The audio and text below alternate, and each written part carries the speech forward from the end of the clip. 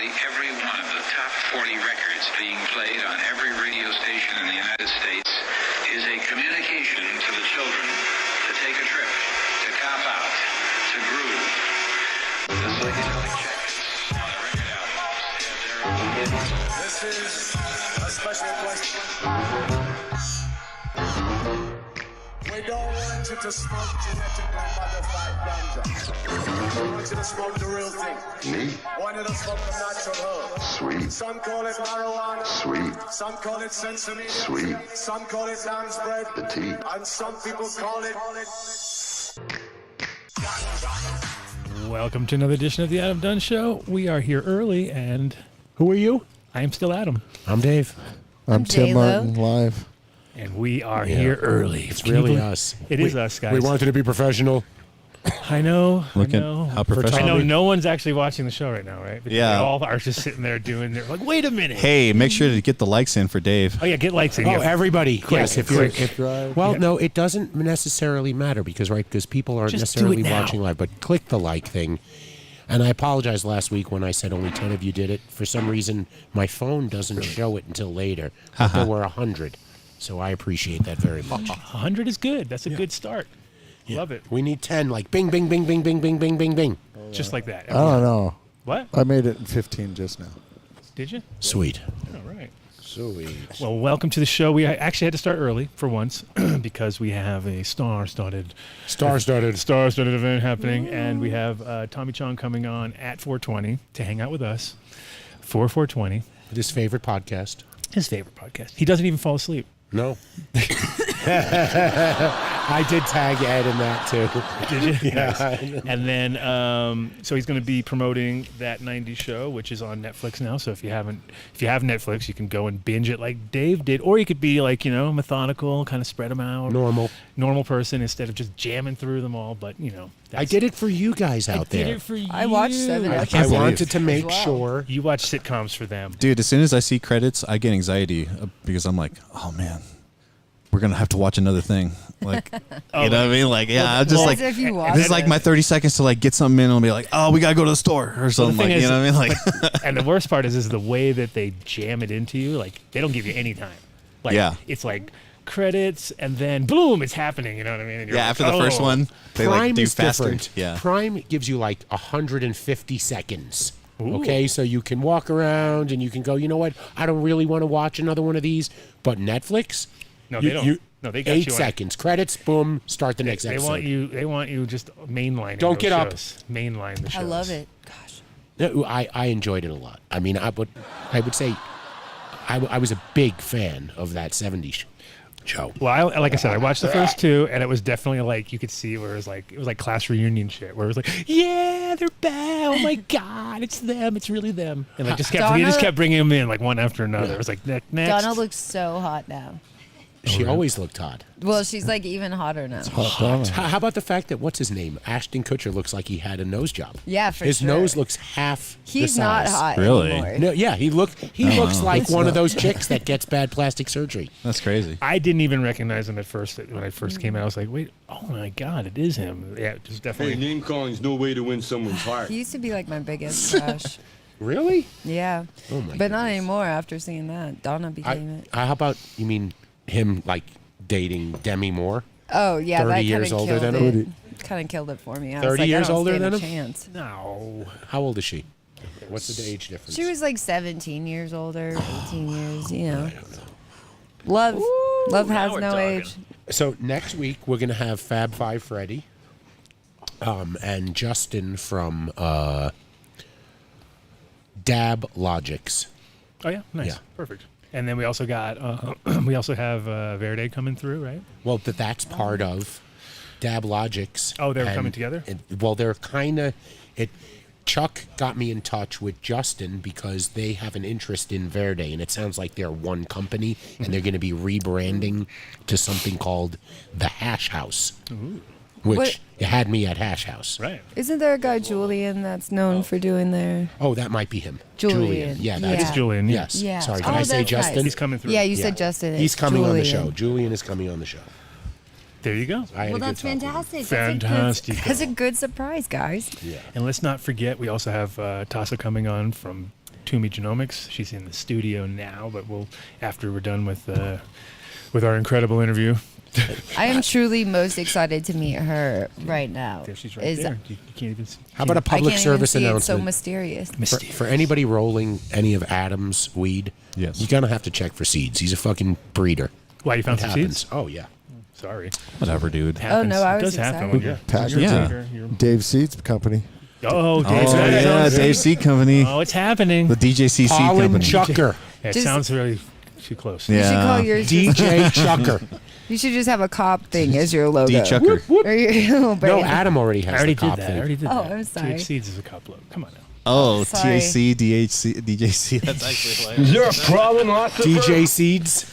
DJ Seeds. There you go. You guys are wild. Oh. That will get what's his name? Those seeds with a C. That's right. So you're hip. So you're hip. Dave is so hip. So wait, I am not hip. it's 4:23. Oh Jesus! Come on. Uh-oh. Call the handler. I'm Call not. the handler. Oh, he texted me. Oh, shit. Oh, canceled. No. Oh, no. He's coming in. All right. Yeah, no Paris pressure. is going to be on with him. Nice. Oh, that's good. Yeah. Paris Hilton. Nice. I party. That's hot. Did you watch that thing about the whole bling ring thing? Did you see that? Oh. Bling. Oh, no. It's on Netflix. Yeah, though, right? yeah. Yeah, no. I went past it. Was it any good? It's kind of funny. It's kind of like whatever, but Bling ring. the bling ring. What is They this? were thieves. They were the kids that were stealing they were breaking. So the funny part was they broke into Paris Hilton's place like 5 or 6 times, and they just used it like their ATM. They'd go in, and all her handbags always had like wads of cash in them because she'd go out, party, and pay everything in cash and just stuff it into her bag and then go home and throw the bag in the corner and then Right. grab a new bag every fucking time. So Yeah. they would just go over and every bag had at least $1,000 in it or something, and they would just take what they could take, but they wouldn't take too much because, then she might notice it. Never touched her main jewelry thing, left that alone, just kind of came in. And then they said like around the 5th or 6th time, I think we've got all the money now, and she still didn't even notice. I mean, that's how fucking vapid she was, And then they finally got caught, and then it's one of those things where you're just like, and then you realize at the end they only got like 2 years or something stupid, and it was like, really, you guys like robbed? They did like 36 break-ins or something. It was crazy. What an invasion of privacy, too. Just like. Well, they would just use because it was all like when social media was just sort of cracking off. So they would just look at social media and go, oh, they're going to be at this award. So, okay, cool. Now we go to their house. So they just had it all dialed up. It was Oh, it my was God. pretty interesting. Paris Hilton is such a beautiful woman. Like, she really is. Oh, I so really? suck, by the way. What? Oh, do you? No. See, we agree. No. We Just, agree. just so We you know, agree. I did the math the wrong direction. What? What? Oh, you told him 4:20? No, he says 5:20 Pacific time, which is going to be 6:20 our time, right? Oh, wow.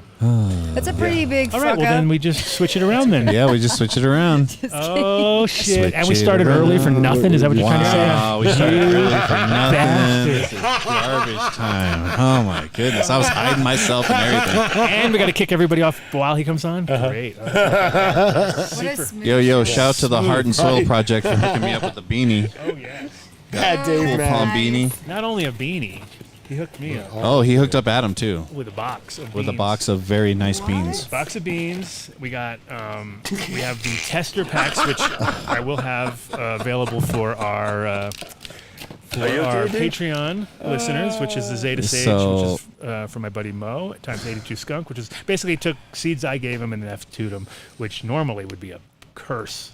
You can't do that, but of course this was with a blessing. So we're going to give testers out to everybody in the Patreon crew. So if you are a Patreon member, this is another reason you want to get involved, because not only did you recently receive some seeds, you're going to get more. So Tommy will be on at 6:20 Our time. On the Patreon show. Basically, No, we're not doing it. Yeah, I guess we're gonna have to just stick with a. Sorry, there won't be a Patreon. We'll or do there'll be a ads. late talking about? We'll do Patreon. ads Patreon. earlier. Of course there's a Patreon. Well, yeah, we'll do Patreon, but It'll be later. Yeah. Yeah, it's gonna be later. Well, we'll end the show right now. We'll do Patreon for an hour, then we'll get back on. Oh, let's just do 12-hour show, dude. It's cool. 12-hour cool. show. Yeah, all right. 12-hour Awesome, show. dude. Badass. 12-hour got that show. technical All right, well, let's get all of our other guests on. Take it down. Get the ball rolling. Wow, I ate way too many mushroom chocolates to be coherent at 6:20. To be dealing with Yeah. this. Very nice, dude. Oh, 6:20 Very is nice. going to be fun. How did you do that? Oh, do you want some? He said 5:20, and for some reason I thought You to did myself, the well, other- that's perfect. That's funny. That's 4:20-hour time. I've done that recently. I did Well, math how the many wrong times way. have we done this? We've done this so many times. Every time. Yeah, It's if you're okay. talking to Willie in Chicago. So we will get Tasa over here, and we'll get Andrew over there. I just want to get to level 9. All right. All right. This is great. And I forgot to put this fucking hash in the joint. God damn it. Next We're ready. one. We're ready for you guys now. We're ready for you. we Come on through. switching things around a little bit. Yeah, love the to guy that adjust that books the guests fucked up. He doesn't understand how time He doesn't know works. how to do math. He's really kind of garbage at his job. Yeah, he's pretty bad. Wow. Yeah. Garbage. Kind of garbage at his job. He didn't mean it. Damn. No, he Exactly meant. You know like why? that. You know why I know he meant it? Because he didn't say just kidding. Just kidding. No. That's way too late. That's way too late. That's like a delayed just kidding. Sorry. No, geez. We got the white wrapper. He's back. He's back. He's back. The Southern. ginger wrapper. The ginger wrapper. so Wrap day ginger. what happened with What? Tyler? Oh, I'm sorry. I didn't realize. He is coming. Dave's 10 minutes in on that joint. It's finished. They have you on a timer. Welcome to the studio, okay. Tasa. Nice. Thank you very much. Is her mic on? Her mic's not on. We are working on that. Get it together, guys. Jesus. Great. All right. We were set up for Tommy first, that's all. Yeah, we had it. was We just had it saying. all set up for Tommy. Okay. But it's okay. This is good. We're getting to the meat of the subject. We had it here. all set up for Tommy until Dave fucked up. Fucked it all up. Fucked it all up. Oh, goodness. So we got Andrew Hatch if you're in the back in the military. studio. We got Tasa. Is it Saldi? Is that how you- Yes, that's correct. Good. I like when usually I get it all wrong, so that's why. From Tumi Genomics and obviously the crew here. So I'm excited to get you in because I wanted to have you for the Halloween show. I figured that'd be scary. And then I fucked up, and last week I should have just done it for Friday the 13th. I was like, how did I miss that Right? possibility, right? But like I said when we were talking on the phone the other You day, want a tons of towel? people totally respecting the work that you're doing. I was talking to Andrew. You're doing God's work now, helping us keep our rooms clean. Doing whose work? God's work. What? My work? Me? My work, actually. Sorry. Oh, doing my damn. work. We're doing our best That- to make him proud. That's when the show jumped the shark. Adam referred to himself as the Lord Almighty. I sat next to God once on the bus. Vinny's got all the Tommy drops all queued up, so Perfect. It's Leo. Almost like he's here. It's Right. almost like he's here. So, well, let's get into it a little bit. Let's first of all, you're a PhD, so obviously you took this shit seriously, much more seriously than a lot of us do. But Or when just glutton for punishment. when you went in for this, was this with intentions of cannabis, or was this with intentions of just ag world, or what was your original position on all that? Yeah, so we were in our postdoc, me and some of our friends, and we actually decided to start a company mostly because we wanted to bring some kick-ass science into industries that really needed it. And that was our major focus, was to try to solve problems that weren't being solved. And right when we started the company was basically when COVID hit. So we kind of jumped into COVID out of necessity because that's what the whole world needed. And we developed some COVID assays and did some COVID diagnostics for the university. And at the same time, we had a bunch of friends, and one of them has a grow in California, and she had this scary pathogen, a viroid, in her facility, and she couldn't find anybody to diagnose it, and she asked us to help her out. And we're molecular biologists, and we're making tests for COVID, so moving into a viroid actually wasn't that complicated. And we started making assays, and it just kind of exploded from there. And we realized that the industry just really needed a lot of rigorous science, accurate diagnostics, and we felt like we found our home, I guess, where we were needed. Definitely needed. I mean, it was like timing couldn't be better because the whole industry was definitely upside down about this, and a lot of people unaware. And so I got introduced to you through Tim out at Happy Valley. Shout out to Mr. Larson. And he was like, you got to get her on the show, man. She's amazing. She came in, just like schooled us all. And, and the thing is that Tim is like, as you know, he's a very astute grower. He's one of those people who's can't sleep at night if something's wrong in the room, and he'll call, you know what I mean? So you need that within a team to absolutely. First of all, just even to identify the problems, I guess, because some of these things are pretty elusive. I've noticed where you don't see it's in the name, right? Latent is in the name, so it doesn't mean it's obvious. And so tell us sort of like, okay, so when you first got when you went to Cali to help out your friend, how much background did you have already in cannabis as far as anything anyway, just because it's so as far as formal education background, all of my background and most of our coworkers is in molecular biology, like hardcore RNA structure, basically a really deep understanding of the biology of viroids, circular RNAs, small RNAs. When we began in the cannabis industry, most of our education came from growing plants in our basement. So I am a native from Colorado, so I think that's just part of living here.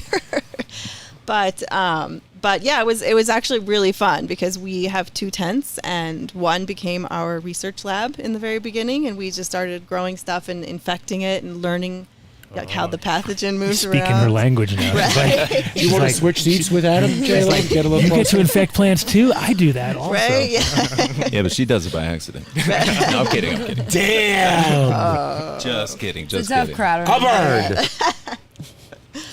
But since then we have learned a bunch. And the growers in this industry are just awesome. Like every time we have questions or whatever, and I'm talking to someone on the phone and they ask me a question, and you're like, wow, I don't think that's actually known. Would you like to do a research study with us? And every time they're like, yeah, that'd be awesome. So we've learned a ton, and a lot of it's been through the help of growers that participated in studies with us. And did growers come to you and say, I'm just having problems with this plant, or I've had this plant going on 4 seasons now and it's steadily declining, and we've heard the term dudding, and they didn't know what it was? Because I know a ton of growers who wound up having this, and they confirmed they had it not by tests but by simple data, by looking at their plants over the course of harvest, and they were constantly less. Yes, yeah, exactly. And that is one of the most insidious symptoms about this pathogen, is that it can look more or less asymptomatic, especially in vegetative plants. But when the plant goes into flower, the level of the viroid dramatically increases, and it basically tanks the flower. So the level of THC and the terps go down, and the size of the flower itself decreases. So you basically spend your entire run growing these plants, nurturing them, doing everything right, and then they flower, and it's just like a huge disappointment. And so it's an insidious pathogen for sure. Well, it's also harder if you're not familiar with the plant to begin with, because then you get into a situation of just not knowing that that's not living to its potential right there, right? Yes. Whereas if you have stuff that you've grown for years and years, it's pretty easy to spot where you're like, wait a minute, this is doing, or it's like a light bulb where it dims so slowly that you don't notice that it's dim until somebody else walks in the room and goes, dude, what are you doing in here? There's like his light is barely even a light. You're like, really? Oh, okay, I didn't even notice it. But it's sort of, because we're doing things incrementally, Yep. And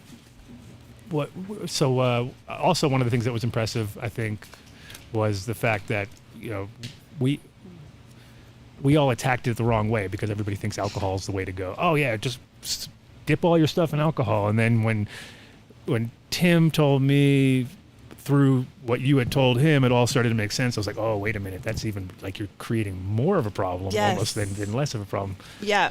Alcohol actually increases the transmission. So it's better to just do nothing, really. Wasn't the protocol when people first discovered this that you would have cups of alcohol Yep. at all your stations, and you drop all your tools and scissors and everything in, and it just. Well, if you think about it, Viroid's dream come true. right, and if you think about it from like a blacklight point of view or something like that, where it's like now you just see the trail that you created, Yep. you know, because you know, but there is a cure, right? And so Yeah, well, I mean, not cure, but there's a way to mitigate. Yes, there's absolutely a way to prevent. So this is not something that it should invoke fear. It's just something that you learn about, and then you put different procedures in place, and then you go along your way. You know, saying like with your standard operating procedures. So definitely sterilizing with 10% bleach. So that's basically household bleach that you'd buy at the Super Walmart or whatever. You want to dilute that 1 part to 9 parts water. Let your tools sit in there for 1 minute, 60 seconds as you move from plant to plant, as well as putting some bleach on your gloves in between plant to plant, and that will destroy the viroid. Another use for all of our dab counters. Like finally, I got now that we're not using those anymore hardly, so we can got another reason to use them. But yeah, it's. I mean, at the end of the day, cleanliness is obviously the key to everything when it comes to growing. Like you really gotta work, and sometimes depending if you're organic or if like so if you're growing on hydro, you can kind of feel like you're cleaner, but at the end of the day, sometimes organic rooms balance better, you know, because there's not. I always feel like when there's too much sterility, it almost creates like the perfect environment for them to go to, because they're like, oh, look at this, you cleaned it all up for me. Right, You cleaned my room for me. Thank you. Or like I compare it to like having like a pool in the inner city, right? You know, it's like, what do you mean kids are jumping into my pool? It's like, what are you crazy? You have this beautiful pool. Nobody around here has a pool. Of course they're going to jump into your pool. You know what I mean? So when you create that perfect environment, it's almost like RO water is sometimes a problem because people don't realize, like, they don't clean their filters, first of all, the membrane. Yep. And so they end up creating the problem where they're trying to fix it. You know, it's like if you didn't have that membrane in the beginning, it would never have started the virus that you've created, you know? Yeah. And that's, you know, unclean filters is especially a big issue with fungal pathogens. And if you don't sterilize your water, or you have some sort of sterilization process in place and then you let it go, you're just basically creating a little culture there that you can spread those fungal pathogens in a hydroponic system. I once actually cut into the irrigation lines in the wall to find the infection, because it was or the source of the inoculum. It was kind of a mystery. It went on for a long time, and the guy who was in charge of that place didn't want to tell me, and then he eventually was like, hey, you know, like, come look at this or whatever. And we got facilities guys cut into it, and we found 2 different species of Fusarium just growing on the growing in the film that was on the inside, because somebody had been using organics and not really like flushing it very well. In that vein, do you see like peroxides work against viroids at all? Yeah, so viroids are an extremely tricky organism. So most of the stuff that we're used to thinking about, like viruses and fungus and bacteria, they all have like an outside that protects their genome. And that outside is made of like fat and protein. And so that's really good when you're trying to kill it, because anything that destroys proteins or denatures fats will kill it. Viroids are actually just naked genetic information. There's nothing else there. So the only thing that can destroy it are things that destroy naked genetic information. So hydrogen peroxide, alcohol, soap, even a lot of heat doesn't work. You have to use things that literally destroy nucleic acids. And the cheapest, easiest thing there is bleach. It's more like contamination at a crime scene, really, than it is like a living organism. So. Yeah, So peroxide doesn't work. No, peroxide doesn't work, No. and I wouldn't use that if you Back are to a crime bleach. scene either. That's funny. I started with bleach. It was like my first disinfectant, and went to all these fancy things, and now we're back to bleach. That's great. Yeah. Do you see co-infection with Fusarium and hop latent viroid often? So we have definitely found them together. If you have stress in the plant, it tends to bring out the symptoms of viroids. So if a plant has an active Fusarium infection, then sometimes you can see the symptoms of hop latent viroid more severely. There was actually a study where they found that certain species of Fusarium can actually be infected by viroids, and they can carry it and then infect the plants that they're attempting to infect. So it's not just they're both horrible alone. They may actually be working together to ruin your day. Yep. And are there any? It's like mites hanging on to the bottom of the gnats or whatever, you know what I mean, and jumping off and causing more problems. Yes, so there's exactly. another vector in your garden, right? Just yet another. Just one more vector. Well, I'm waiting for hop latent to be spread via aspiration. Right. You know, that would be unfortunate. Yeah.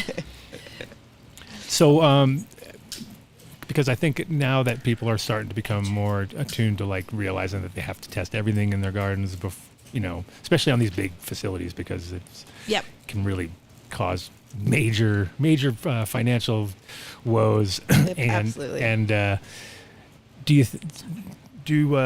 you see people now like reaching out to you for? I mean, is there more companies now taking this seriously, or? Yes. I think the awareness that I've seen develop over the past 2 years has been like night and day. I mean, I think most people that I spoke to 2 years ago, I'd say hop latent viroid, and they'd be like, what is that? But now it's people are calling and asking us, do you test for this? Tell me about your test, and asking like a lot of questions. And so I think awareness is definitely up, and that's where it's got to be in order for us to fix this, as an industry. What's the next thing though? What's the scary next thing? Because obviously this never ends. That's the thing. It's never ending. I mean, we understand things are always going to be. They're always trying to work around. They don't sleep. You know right? what I mean? Yes. So.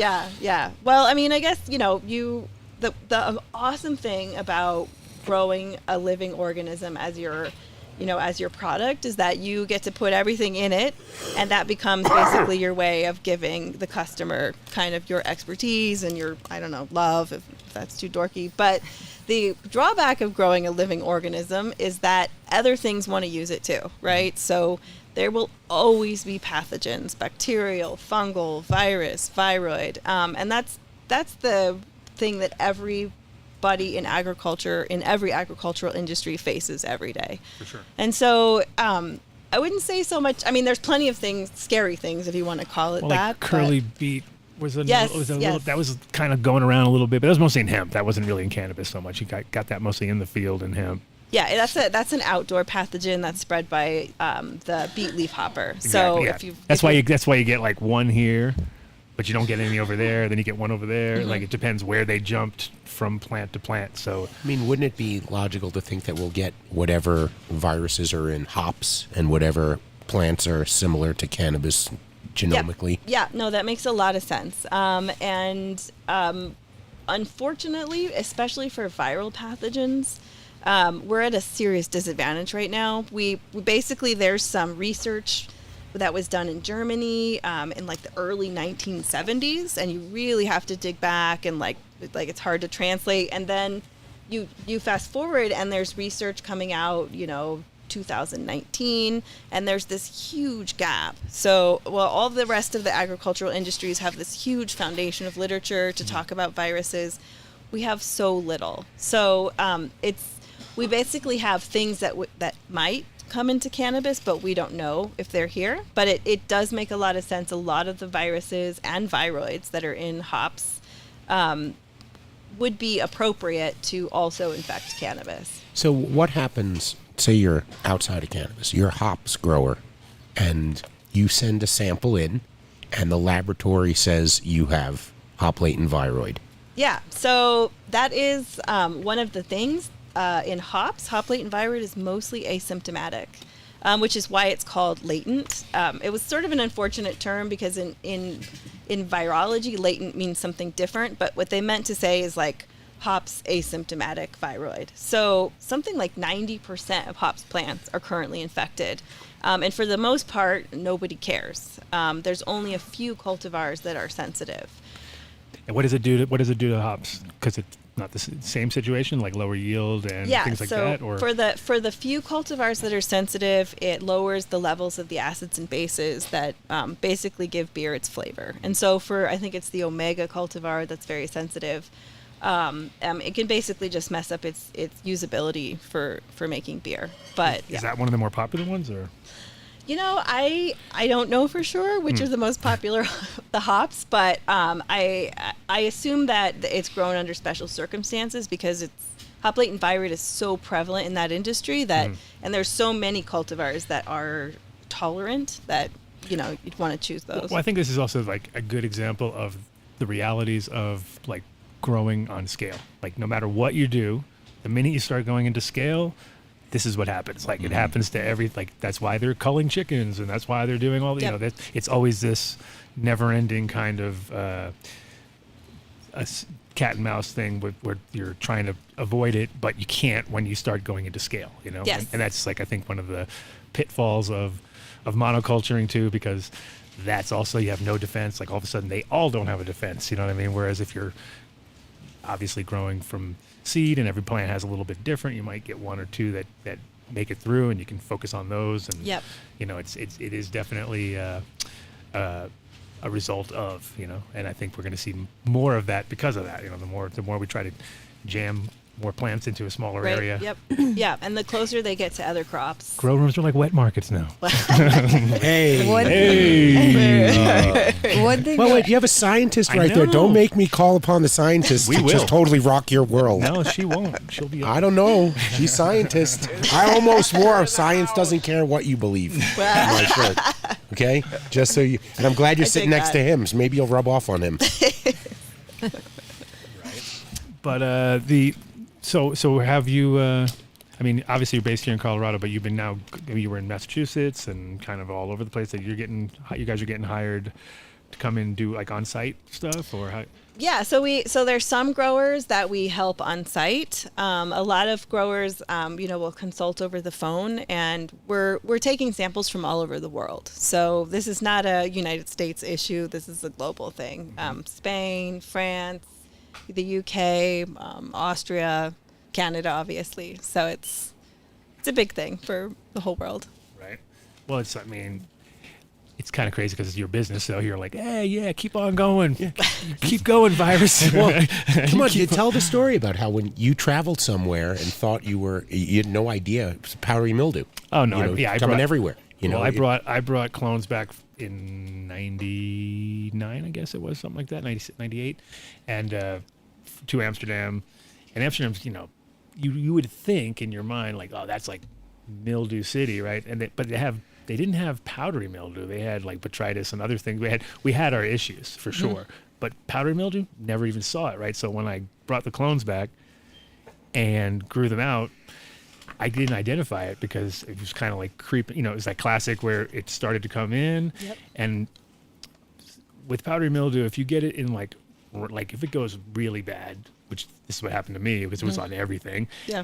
It kind of comes in at the same time, and it almost looks like you see perfect circles developing within like you could see the distance between the sites are almost identical. And I didn't identify, but I had friends of mine who were from Minnesota. They deal with it all the time. Yeah. So they were like, dude, you got PM, right? And I'm like, what do you mean I got PM, right? And they go, yeah, look. And then once they showed it to me, it all came into focus. It was like, oh fuck, now I see it everywhere. Like I could start, and it was like weird, almost felt like if you had spots on your glasses or something, because it was like just perfectly spaced. And then we dealt with it, but it was like one of those things where I realized that, without identifying something like that, and if luckily I had not given clones to anybody because it was like, this is all my own personal shit. But that's what happens when you bring the Kush and the fucking sour diesel is a classic mildew plant, Wasn't it 2013 here in Colorado? The laws were kind of relaxed, and a ton of clones came in from California. Yep. And then we got some new super mite everyone was talking about. I mean, it was within a couple of months. I mean, it didn't even take a full season, and everybody fucking had these. And then it didn't take maybe 6 months after that, people started talking about it like, maybe this was a fucking conspiracy contamination by someone in California to fuck the Colorado market up, because they know for every pound sold in Colorado that stayed here wasn't a pound we ordered from California. Sounds way too smart for California. Right, yeah, right. Way too calculated. No. If I could think it up, somebody else could have. I mean, so that everything you're saying really just speaks to the nature of, when you take in plants like quarantine, testing, observation, just such a kind of almost overlooked thing. Like everybody's got a protocol, but like you were saying earlier, it's like, you're dipping it in something, and that gives you a sense that you've accomplished something, right? But can't say quarantine now. Look what we just went through. Oh, shit. They'll purposely Like not put them in there. Yeah, we'll say involuntary sequestering. Let's call it of isolation. plants. Yeah. I like that one. Oh, definitely the most important aspect to take. You take in anybody's clone from anybody, you really got to treat it like it's infected from day one, and just expect it to be that way, because that's a business. That's somebody's business. You want to pass clones to someone. You bring them to this third party, and all they do is like J-Lo totally sequesters them. Make sure they don't have any bugs, and before they leave, they get the J-Lo certification that these don't have. Nice. Yeah, absolutely. Quarantine is super important. Do you have any recommendations with that? Because I do see these diseases and things everywhere, and especially in these old genetics that everybody's so excited to have. So sorry, but is there ways that people at home can identify? I struggle with some of my clients diagnosing these things and showing them in the plant. You can see where their uptake is getting interfered in the stalks. I think it reflects in some of these ways. Even if you don't know exactly what it is, it at least gives you a stepping stone of. Yeah. And I don't know, is there a way or tips or tricks that people, can see it in their actual plants?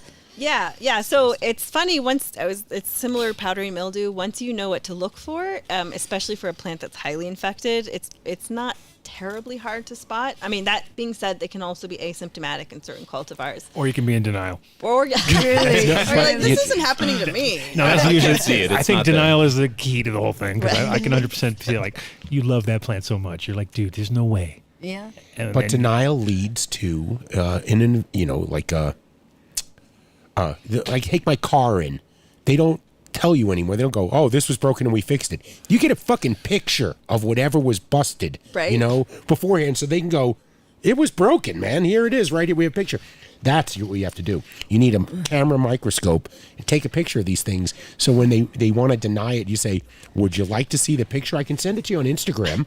Well, what's sad too is I do work with large scale on eradicating these issues, and I do see it's a struggle because just like you said, in vegetation, like your plants will be so vigorous and so happy and everything will be going so smoothly. But when they flip into these large rooms, completely change the climate, if they defoliate incorrectly, if there's any airs anywhere, you'll see these flares, and I definitely see it at week 3 to 6, where they'll kill rooms overnight. We're in 48 hours, and people don't believe you when you're like, no, this is what it is, and got to start by sterilizing, just like you said. Yep. A lot of mom rooms, I see a lot of people have a lot of moms that they're sitting on that. Well, moms are usually a problem just because they're old, so the older the plant gets, the more chance it has of having an issue. More chance of bugs, more chance of pathogens. Exactly. It's also like the idea of genetic drift, right, which everybody talks about, which I think is absolute bullshit. Right? It doesn't mean it's like. Well, it's got a different definition. It's rigorously defined in genetics, right? For sure, yeah, but it doesn't mean what people call it. Right. Well, like the idea that it's just like fading away because the genetics are strong, or so. I was like, no, that's not really how it works. It's like. It's just the shit you're picking up along the way. Like you're just collecting all this bullshit. So it's like if you just take that, what do you think about taking things through? Have you with TC like the realities of them being because it's almost too much of a miracle sometimes. You're like, wait a minute, back to square. It's like perfect, start it all over again. But I don't know. I haven't really. Yeah. So it. TC can help. So we'll separate this from sort of invigorating a plant versus cleaning plant from pathogens. So the cells that you collect, especially if you're doing like apical meristem tissue culture, are which is the most common. Right? Yes, yeah. So so you can invigorate a plant by collecting those cells and then having the plant go through that process. cleaning a plant from pathogens is much more challenging. There is a tiny part at the top of the meristem where viroids and viruses are actively excluded, but to take out that tiny little piece and then not contaminate it with any of the vascular tissue around there and then grow that up pathogen-free is very difficult, even for someone who's really experienced. So it's probably not something that you would do like in a DIY kind of thing in your basement. Might be expecting too much from that. Right. Don't tempt me. Yeah. No, I'm just kidding. So what about like, so one thing I like to do after I harvest is go through the root ball and kind of see what's going on. How do you identify, because it seems like, isn't there higher concentrations in the root, it seems like, with the virus? Yes, there's higher concentrations of viroid in the root tissue compared to the rest of the foliage. Is it able to be spotted without having to test it with, like, is there a way to visualize it and like, oh, this has got it? Like, yeah, so in the root, I'm not aware of any specific symptoms. In the foliage, if you're looking at a plant and the branches are kind of coming off at a 90-degree angle instead of growing up at that normal 45, or if you rain your hand down the plant and everything breaks on the way down, that's a definite sign that you've got a big problem. Sometimes the leaves will overlap too, which is a little strange, or you can see chlorotic leaves. All of those can be signs. Mm-hmm. Oh, it's so painful because I've had every single one of those things happen. Like, every single fucking one, like especially the broken branch thing, because that tripped me out a couple of years ago, where I was just like, what the fuck's going on with this plant just falling apart on me? Like, yep. And I had it. Classic I tested for. I had it once with a whole room, just like and I already asked. Okay. And I had it like she was saying, like it was overnight. It was like so crazy how quickly it went, and it was. I mean, now that I think back to it, it's like I'm feeling bad because I was blaming everybody else. That's what happens. Your fucking newts suck. Right? And your company sucks. That's what happens. I don't want I'm switching lights. Fuck you. Fuck you. Fuck you. Fuck you. No, I totally blamed everybody but myself, and it was like, oh, it has to be that, and it can't be that. But then it was weird because it was like papery. Everything was like paper. Yep. Like the leaves felt like they were just paper instead of. Yep. Like back in 2017, we were kind of looking for what could be causing, like this kind of stunting that we saw. Mm-hmm. And I looked at hop stunt viroid, but I couldn't find a test kit for it back then. But we did, ELISA the hard way, without automation. Dozens of hours just, macerating tissue, and we ruled out like potyvirus, Ceravis mosaic, alfalfa mosaic, cucumber mosaic. Yep. One interesting result, we threw in Phytophthora in the oomycetes, and it cross-reacts with Pythium, and so we were able to actually see where there was Pythium because it cross-reacted, but no Phytophthora either. So it was kind of ultimately frustrating, and then years later, hop latent. Yep. Yeah. I think it's probably been in cannabis for quite a while. I mean, the stories of Dudding go back a ways, right? And that's probably why it's such a huge issue. It's just been silently spreading all across the entire industry. Before we had the tools and the resources and whatever to really diagnose it. So what about spreading it from? So how about like from plant to plant? Like, does it have to be in the same bed, or can you without tools? Like, for instance, obviously with tools and cuts and things like that, we know that's one way. But if you just took plants, put them in a room together, do they spread that way, or is it only through the roots or through like transfer of fluids somehow, like magically? Fluid transfer. Yeah, when the plants get, kind of get down, and but is it like is it that way? Or? Yeah. So in the foliage, in the foliage, there has to be some type of, as you put it, fluid transfer. So you have to have sap from that has to happen. Sap from a sick plant needs to get into a wound or a tear from a healthy plant. That being said, it is in a high concentration in the roots, and it can seep into the runoff water. So you can spread it by having them either in the same bed or like a flood and drain or like recirculating systems. That's why I stopped with with the easy cloners and stuff. Like I just was like, they're just a fucking nightmare. Like those probably spread more than anything, just Yeah. because you're in this thing together, and it's just like, woo! You're just Yeah, like, exactly. And if it you didn't gets get it now, warm you're gonna from get the it later. heat It just from the keeps on pollen. coming, like and then it gets warm, and I mean that's where Pythium, Pythium used to be the thing. Like It's true. that was the issue back in the day, and nobody seemed, and many growers never even knew they had it. Yep. They'd just be like, "What are you talking about?" And you're like, "Dude, you got Pythium." And they're like, "Oh," like all their clones are falling over, and you're like, "Yeah, you see the bottom of the thing." And it was pretty, but it seems like many people just never dealt with it because they never thought they had anything, just didn't understand why they were losing 90% of their clones Yeah, every time. yeah. But yeah, I definitely avoid. It's really hard though because you'd have to clone everything individually in its Yep. own cup if you really want to be like vigilant, because the minute you put it in a tray, it's the same situation as if you're in a thing. So it's like you're kind of, it's a tough one. While we're talking about that, is cocoa and rock wool versus soil and mediums like themselves, is there a particular one that you see less affected or infected, or are they all about equal if you're running into this? I'm not aware of, and I haven't had any experience of one particular medium being better than the other when it comes to viroids. Yes. When you're talking Makes about, sense. when you're talking about fungal pathogens, we were just talking like cocoa can be infected with fusarium or pythium already, and so if you don't sterilize that when you bring it in, you're basically planting your plants. How do you sterilize a pallet of soil? Yeah, soil. So soil is challenging. Or cocoa, really fast. yeah, but yeah. how do you sterilize cocoa? What would be- That's what I meant to say. Yes, I said yes. soil. I meant. Yeah, so actually, if you go to some of the cocoa providers now, they have instructions on their website on how to sterilize, especially What for a pain in the fungal. ass that Can is. I? Right? It's like, look at the That's trash. really good It's to like Yeah, like that's the trash. whole point of buying that stuff, is to get it like ready to go and sterilized Yeah. at that point. Right. Then it's gonna force everybody back to Rockwell, which sucks because I hate Rockwell. I've been through the gamut of everything, and Rockwell is great for making clones. Yes, it's great. It does perfect air to water ratios. It does all those things. It does everything it's supposed to do. But then at the end, you got this fucking product. You're like, now what do we do with this? You know what I Right. mean? And then You have to be really that's good what at pisses me it. off. Where it's like with cocoa, at least you can like throw it in your yard, and your people will be like, "Wow, you got a real spongy yard. Why is your yard so?"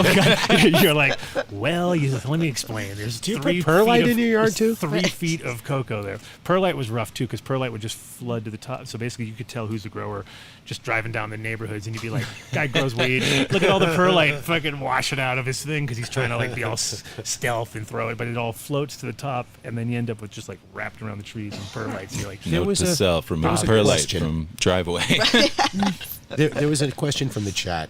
Is there any natural, like a reverse pathogen that's neutral to the plant but can go eat the the populate where they or would take populate, up the space and Yeah, no. So there's no, I guess, like hormetic or treatment pathogen that you can give a plant to sort of make them immune or to reduce the severity for viroids.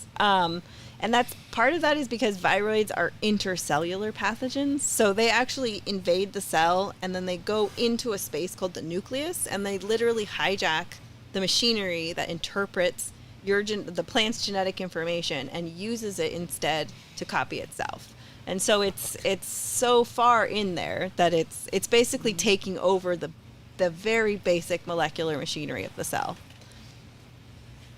fuck. You fucking you little fucking bastards. So wait, really fast because we got distracted. Is how would you recommend sterilizing your cocoa? Right. Yeah. So there's heat sterilization you can do, or you can even actually use bleach. There's some that have like a dilute bleach solution. So we're back to my favorite thing. Between her and her Avid and you and your bleach, we got a program. Right.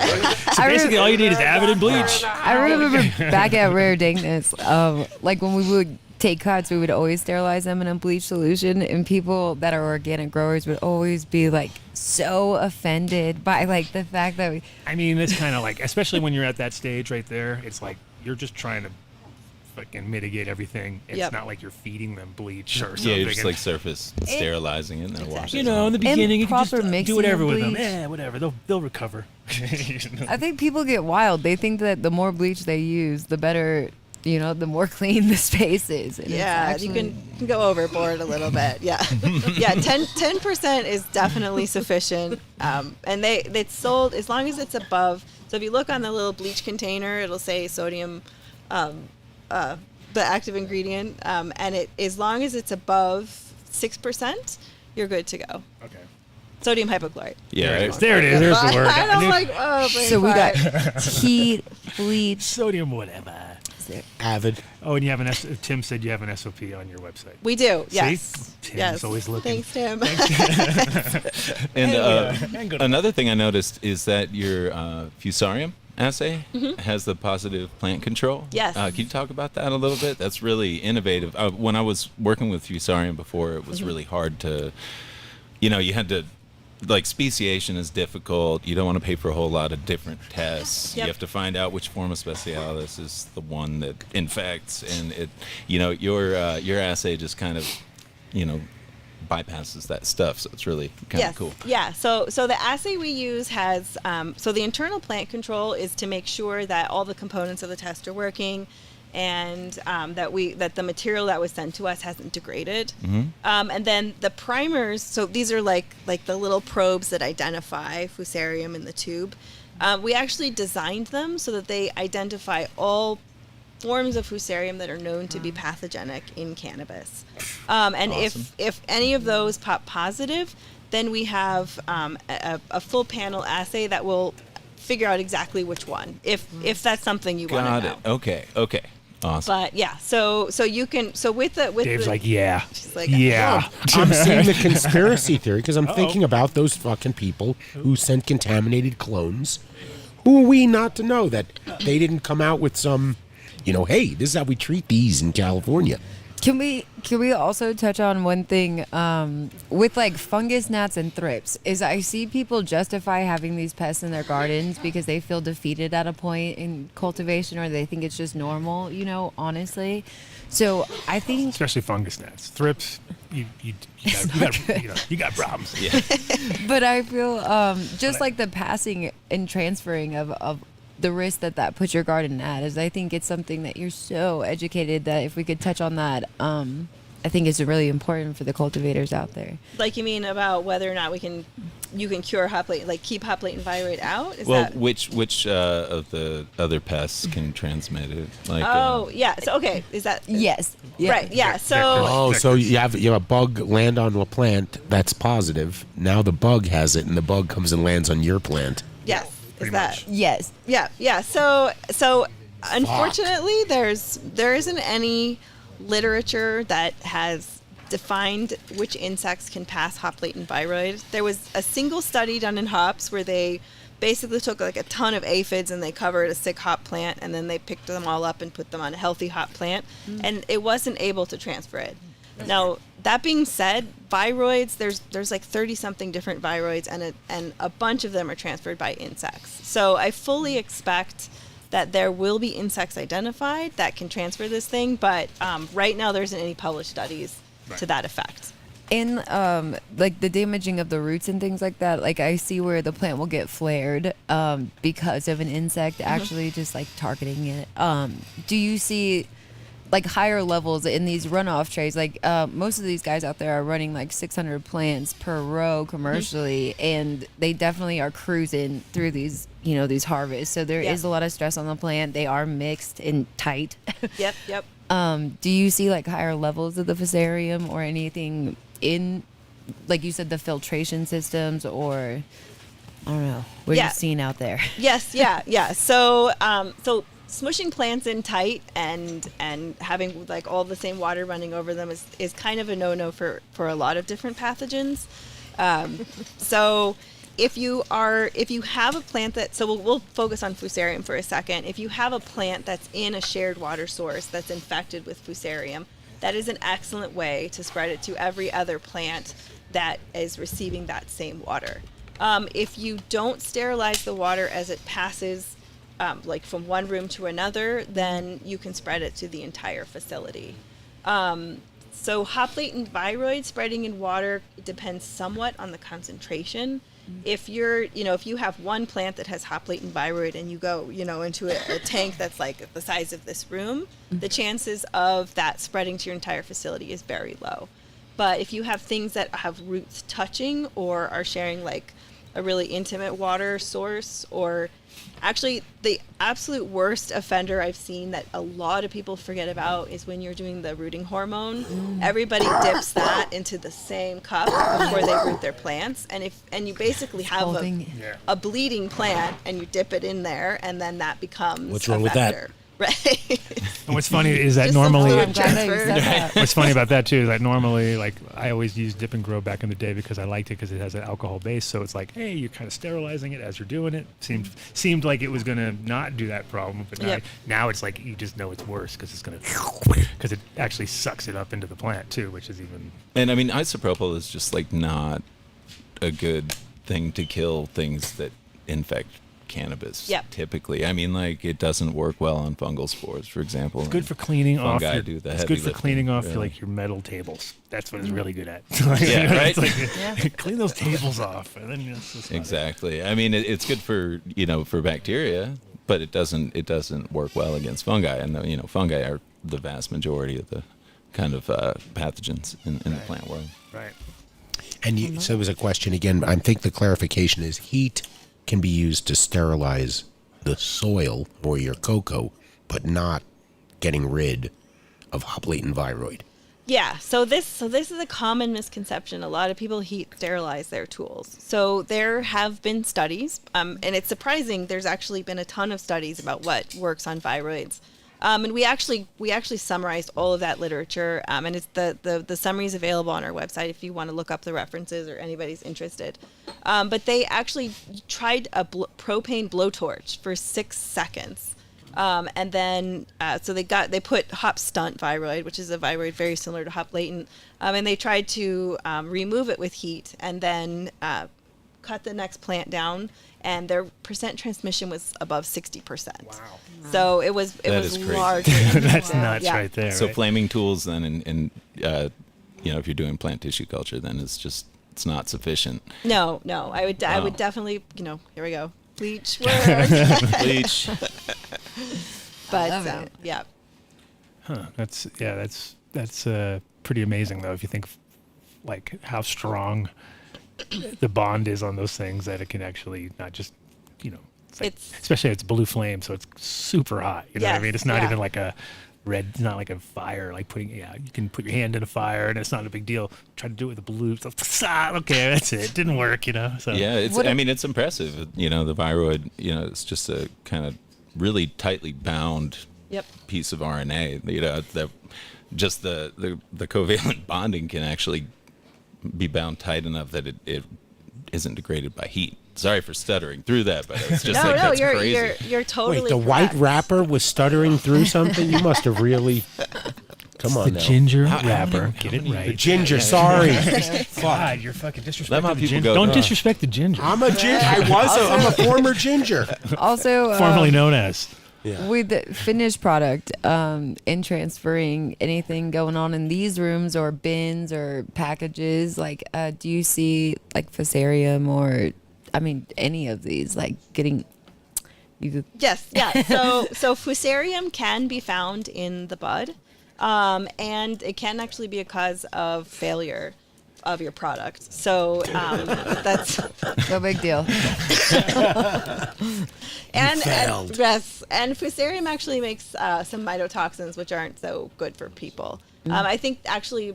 I forget the country that did it, but they isolated one of the toxins from Fusarium and turned it into a biological weapon called yellow rain, I think. Wow. So it can it's a little my off favorite camera. is toxin. It's a little off camera, but we got a mic set up for you and everything. But so as far as hop latent viroid, it's actually at an extremely high concentration in the flower. And viroids are stable for months in dried plant material. So if people have hop latent viroid and they decide to just run the room anyway, and they have a bunch of dried flower, they have to be very careful so that they don't end up spreading that back to the rest of their plants. Thank you. Yeah.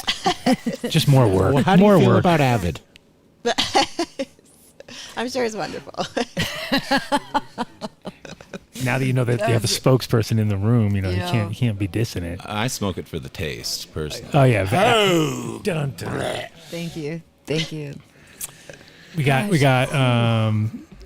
OG Tyler 303 in the house. Yo. I can't believe how fucked up I got. Do you know how tripped out it made me? Because like, This is hilarious. so the last time that you were on the show, so the last time, Andrew, that you were on the show, I somehow tagged him, right? But got all confused because she had given me his thing, and I don't know. Somehow I got all confused. And so then this time I'm tagging again, and I'm like, you come on the show? He's like, yeah, sure. And then I'm like, Ginger Rapper, haha. And he's like, I think you got the wrong guy. And I'm like, oh no, is this really happening now? And I look back and I'm like, but wait a minute, the last time, nobody said anything last time. Just did kind of slip through. But then I find out you do not have an Instagram. That was the whole problem. Yeah. What the hell's wrong with you? You gotta get an Instagram. What kind of rapper does not have an Instagram? Any number of things, and an unsuccessful one. But that's what confused me. I I'm was a like, very Instagram big deal is- to a very small amount of people. okay. But anyway, I was super confused because I was like, wait a minute. Now I've been, because I look back on the messages and I'm like, there's been multiple times I thought I was talking to you, but I was talking to him. So it got real confusing. Oh, I hate when that happens. Don't you hate that? Oh, if we were on Patreon, there are stories I can tell. Good. If you're a Patreon listener, then you get to hear stories on top of stories. Yeah. Anyway, now I got it clear. So now from now on, I understand and know who everybody is. Because now it's like, I was like, wait a minute. Then I look back at the pictures. The pictures are so bad on your thing as far as like the quality that it could be him. It could be. Like I'm looking at, I'm like, yeah, it's him. Yeah. I think he's wearing a hat. Maybe. You're like, then it's like a picture from 2013. So won an award. I'm like, yeah, he could have won an award or two. That makes sense. Everything didn't come. Yeah, it was funny. I was looking back and I was like, yeah, that's him. What the fuck's going on? He's gonna have to get a PR guy or lady to like handle your business. There we go. online. We got double shots now. Yeah, for perfect. sure. Look at It's that. just open mics and karaoke lately. Well, welcome, Tyler Welcome. back. So basically, this is the whole. So Tyler, Andrew, and J-Lo, the whole team. That's the team of the. That's a treat show right there. That is the treat consult. That is the treat show in a nutshell. So if you guys are watching the treat consult, Sure you want to switch seats? I need to. Yeah, I think it's Treat Consulting, but it's a treat show if you YouTube all right, it. there you go. I see. I don't know Thanks, what to call it. Adam. Bringing treats, So man. nice. Bringing treats to the peeps. So nice. So, how much are your kits, and what are the kind of deals that people get as far as like, because you pretty much gonna have to continuously test, right? So you pretty much want to get into a program. Yep. So I'm Yep. sure you have all sorts of levels, or how do you guys break that down for Yes, people? yeah. So the basic test is $25 a piece, and then there's different types of programs that you can go into depending on whether it's a little operation or you have a ton of plants, and we also so we can also go completely away from sort of the per unit thing, and basically, if you're a facility and you have a problem and you just need someone to come in and just basically help you design and organize it to get out of the problem, to provide all of the testing, the standard operating procedures, the training and stuff. We can also do that, because a lot of mitigating pathogens has to do with organization, and a lot of people have Cannabis and organization. Right, here you know it how goes. those go well hand Right. in hand. Those go hand in hand Exactly. together usually, right? Yeah, I mean, it spans like multiple departments is the Yep. thing I've found. And it's like you have to have a very holistic approach to it because Absolutely. there's so many points that it can come in on. And you also have to have very good interdepartmental communication to be Yep. able to like implement the type of change and the rigor, like over the period of time it takes. Because like I found you've done experiments in cannabis grows before. How many times, and you don't have to say, but like has it gotten screwed up for one reason or another, like plants get moved around or like Right. Yeah. No, organization is absolutely key. Yeah, and we actually have this kind of dorky little acronym to help people remember all the different things they should do. I love dorky acronyms. That's the story of my life. Right. The So king. we call it the STOP program, sort of Stop Pathogens, and it stands for basically sterilizing, testing, like organization of your facility and all of your workers, and then protecting your borders, which basically means you don't bring in anything unless it's clean and safe. So, and then that's all broken down into a bunch of steps, but those are the 4 major things to think about. Is there a kind of, we don't need to get all of your tricks and goodies, but is there like a protocol that people could do at home or in a commercial grow I don't know, something to like actually quarantine their plants. Like I think people are misunderstanding what that actually means. And yes, is there like a protocol or a product that you'd recommend somebody using out there? Yeah, you mean to like help facilitate the quarantine space? Yeah. So quarantine is a lot about having a separate physical location and then understanding that those plants are basically potentially radioactive. So you don't share your tools between your quarantine space and the rest of your facility. You don't share water. The people that work in there have to understand that those plants could be sick. They have to wear, personal protective equipment, and when they leave that area, they have to decontaminate themselves as well. And obviously, careful observation when something is in quarantine, because a lot of times, especially if you're an experienced grower, or even if you aren't, if you're just looking at those plants, you can see things. Yeah. This doesn't look right, or look under the leaf, or there are bugs, or you get some yellow leaves at the bottom. So, but it's very important, especially the flow of traffic. Like you don't want to start your day, for example, in the quarantine space, and then go and work in the mom room next. Like that's a really bad idea. It's like, the old shower story, right? Don't wash your bits first. Kind of work your way down, kid. Oh my God. You don't go straight in there. Pretty simple. But yeah, no, definitely smart workflow. That's one of the things that I go into lately. I've been going with a friend to all these grows because he's looking to purchase one while everybody's stressing. He's out there looking for the one.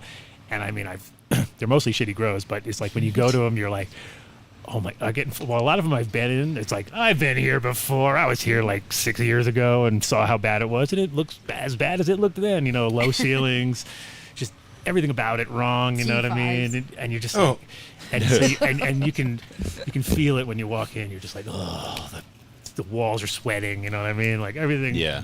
Bad. Luckily, smell it. Not enough electricity. Not enough HVAC. Well, everything. Yeah. Everything's done by hand. Nothing's automated. It's crazy though too, because I've been going to some of these places, and it's like, when the address pops up, and I'm like, York. Oh God, you just know because it's a clusterfuck of grows. They're all there. There's like 9 of them on top of each other, and it's just it's bad. So I think as we move into newer facilities that have purpose built, especially, makes sense. It's the flow is like the most important part. And you look in some of these buildings, there is no flow. It's like you walk right into the problem and then you walk straight down the hall to infect it all. Because it's like, oh, look at my clone room right here. And it's like, I don't know. Yeah, there's some, I think that's the key to growing properly is just having, double wide doors that you can go through so you can bring in whole tables and bring out whole tables and decontaminate. That, because that's where it goes. Also, problem is you paint yourself into a corner a lot of times where you build you're like the classic old school one, which would be hate to say it, but it's the Soma technique, which is the worst technique ever, which is you go in and you put all your shit against the walls and you go and you make like kind of U shape and you go in try to create as much. It's like the worst because you're just creating like you'll never get back there. And you'll never look from back there to your plants. You'll only see the plants from one side, which means there's a whole other side. It's like the dark side of the moon, and all that shit's happening on the other side. And you're like, they look great. And then, behind here, they're just building fucking, the whole world is behind your leaves, right? It's like, oh my God, look at what's going on here. Yeah, so I think flow and ability to get to all your bits, in there just makes a huge sense because it's like changes everything. You can't do the set it and forget it technique. Can't have them just no. I mean, if you don't have rolling tables, then you put things in the center and work around it because then you can get to every side and make sure you can reach. Don't go too far. So you're like, oh, whatever happens in the middle happens in the middle because I ain't getting there. Nobody does it. Yeah. You got to be able to defoliate everything and get to everything. Yeah, it's nice when you get a chance to help people design it from the beginning and not get into the situation of like you walk in and you're just like, wow, I would do every single thing different. They're like, what do you mean? The guy told us from the beginning and they wouldn't have any problems. Like the best is if he said, I mean, I saw air-cooled lights I saw everything these last few weeks. I'm like, who's running these? Like, you know what I mean? I couldn't believe it. I was just like it was like double-ended and mixed with air-cooled in the same rooms. You know what I mean? Just like monstrosities.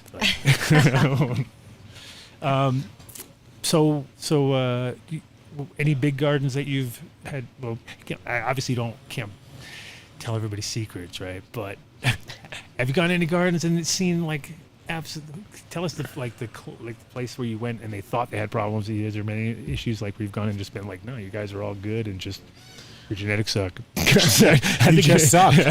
Yeah, change your genetics to better. Yeah, no, I mean, because I've had stuff which I've tested which I thought 100% I was like this, and I was like no, and we're still like we still don't mix it into the garden because we're convinced we're still convinced because it had every single thing you're talking about, but it didn't come up positive. Does that happen too? Or, so we've had some people. I mean, it's rare. It kind of depends on the sensitivity of the test. There's a lot of different tests in the market and whatnot, and some of them are more sensitive than others. And so, for some of the tests, especially the on-site ones, your plant really has to have a super high level in order for it to be detected. So, and then where you take that sample also dramatically affects the accuracy. So taking samples from the roots, you have a good chance of catching it. Viroids don't actually travel evenly everywhere in the plant, which is why you have to take all the samples from all of these different branches. Right. And if if you get the unlucky and you grab a branch that has a low level of infection and you only sample like a leaf or a branch from that area of the plant, you might not catch it. Sure. So you usually homogenize all your tests and kind of bring them into one, or you do individual tests from all the different places? Yeah, no. So we have people collect 4 little root samples and 4 petiole samples, and they put it all together in the same test, and that all gets processed together. And so it's like a whole picture of the plant. Yeah, if you don't catch it from here, you might catch it from there. Yep, exactly. Yeah. And how quick is the turnaround time on your tests? So that you get the results in 48 hours or less from when it's received in the lab. It's usually 36, but every once in a while we'll have a problematic test that needs to be rerun. And this is all PCR, right? Yeah, it's all. So we run. It's PCR. It's a special kind of PCR called TACMAN PCR. So it's more specific, and it has an internal control, and it actually has 2 targets in the hop latent viroid genome, and so that reduces both the false negatives, as well as dramatically reducing the false positives. Gotcha. And then, what's the? How do you have to do because I remember there was like a certain amount you had to do per 10, like 96 or something. I forget what it was, but it was like a certain amount you had to do because the test only does that much at each time instead of doing individual. For like a full plate. Yeah, like is it the same way like that, or so group them together and put them all like. Yeah, so for the ordering, the minimum order is 10, but when we get them in the lab, we run them. So we have a special process of mixing them all up so that we make sure that nothing is getting contaminated in between the different customers. But then we can run a lot together. So yeah, because I just had a guy that I remember there was a break. Like he was like, well, if you don't do 96, I'm gonna have to charge you more because we're gonna waste. Yeah, so I was like, I don't know, whatever. It was the downtime from not processing. It was probably some samples. scam. It was a scam, some lab scam. Maybe. They love to scam you, those guys. Yeah, no. If we get one sample, then so that's what we do that day. Those guys in their coats, exactly. They're like, someone's got to pay for this shit. Right. And then what about, so here we had one of the other reasons I wanted to have you on the show before was because because I'm sure you heard about the whole Oklahoma Cowboy Cup fiasco that went down, right? So we kind of came to the conclusion that obviously it was like across the board, and there was a 2-week time frame from when they got the samples to when they got to the judges. So 2 weeks is like, a millennia in some contamination situation, right? It can happen overnight. So, what would be would you be? I guess it's one of those things where to test for everything on site is pretty hard, right? Obviously.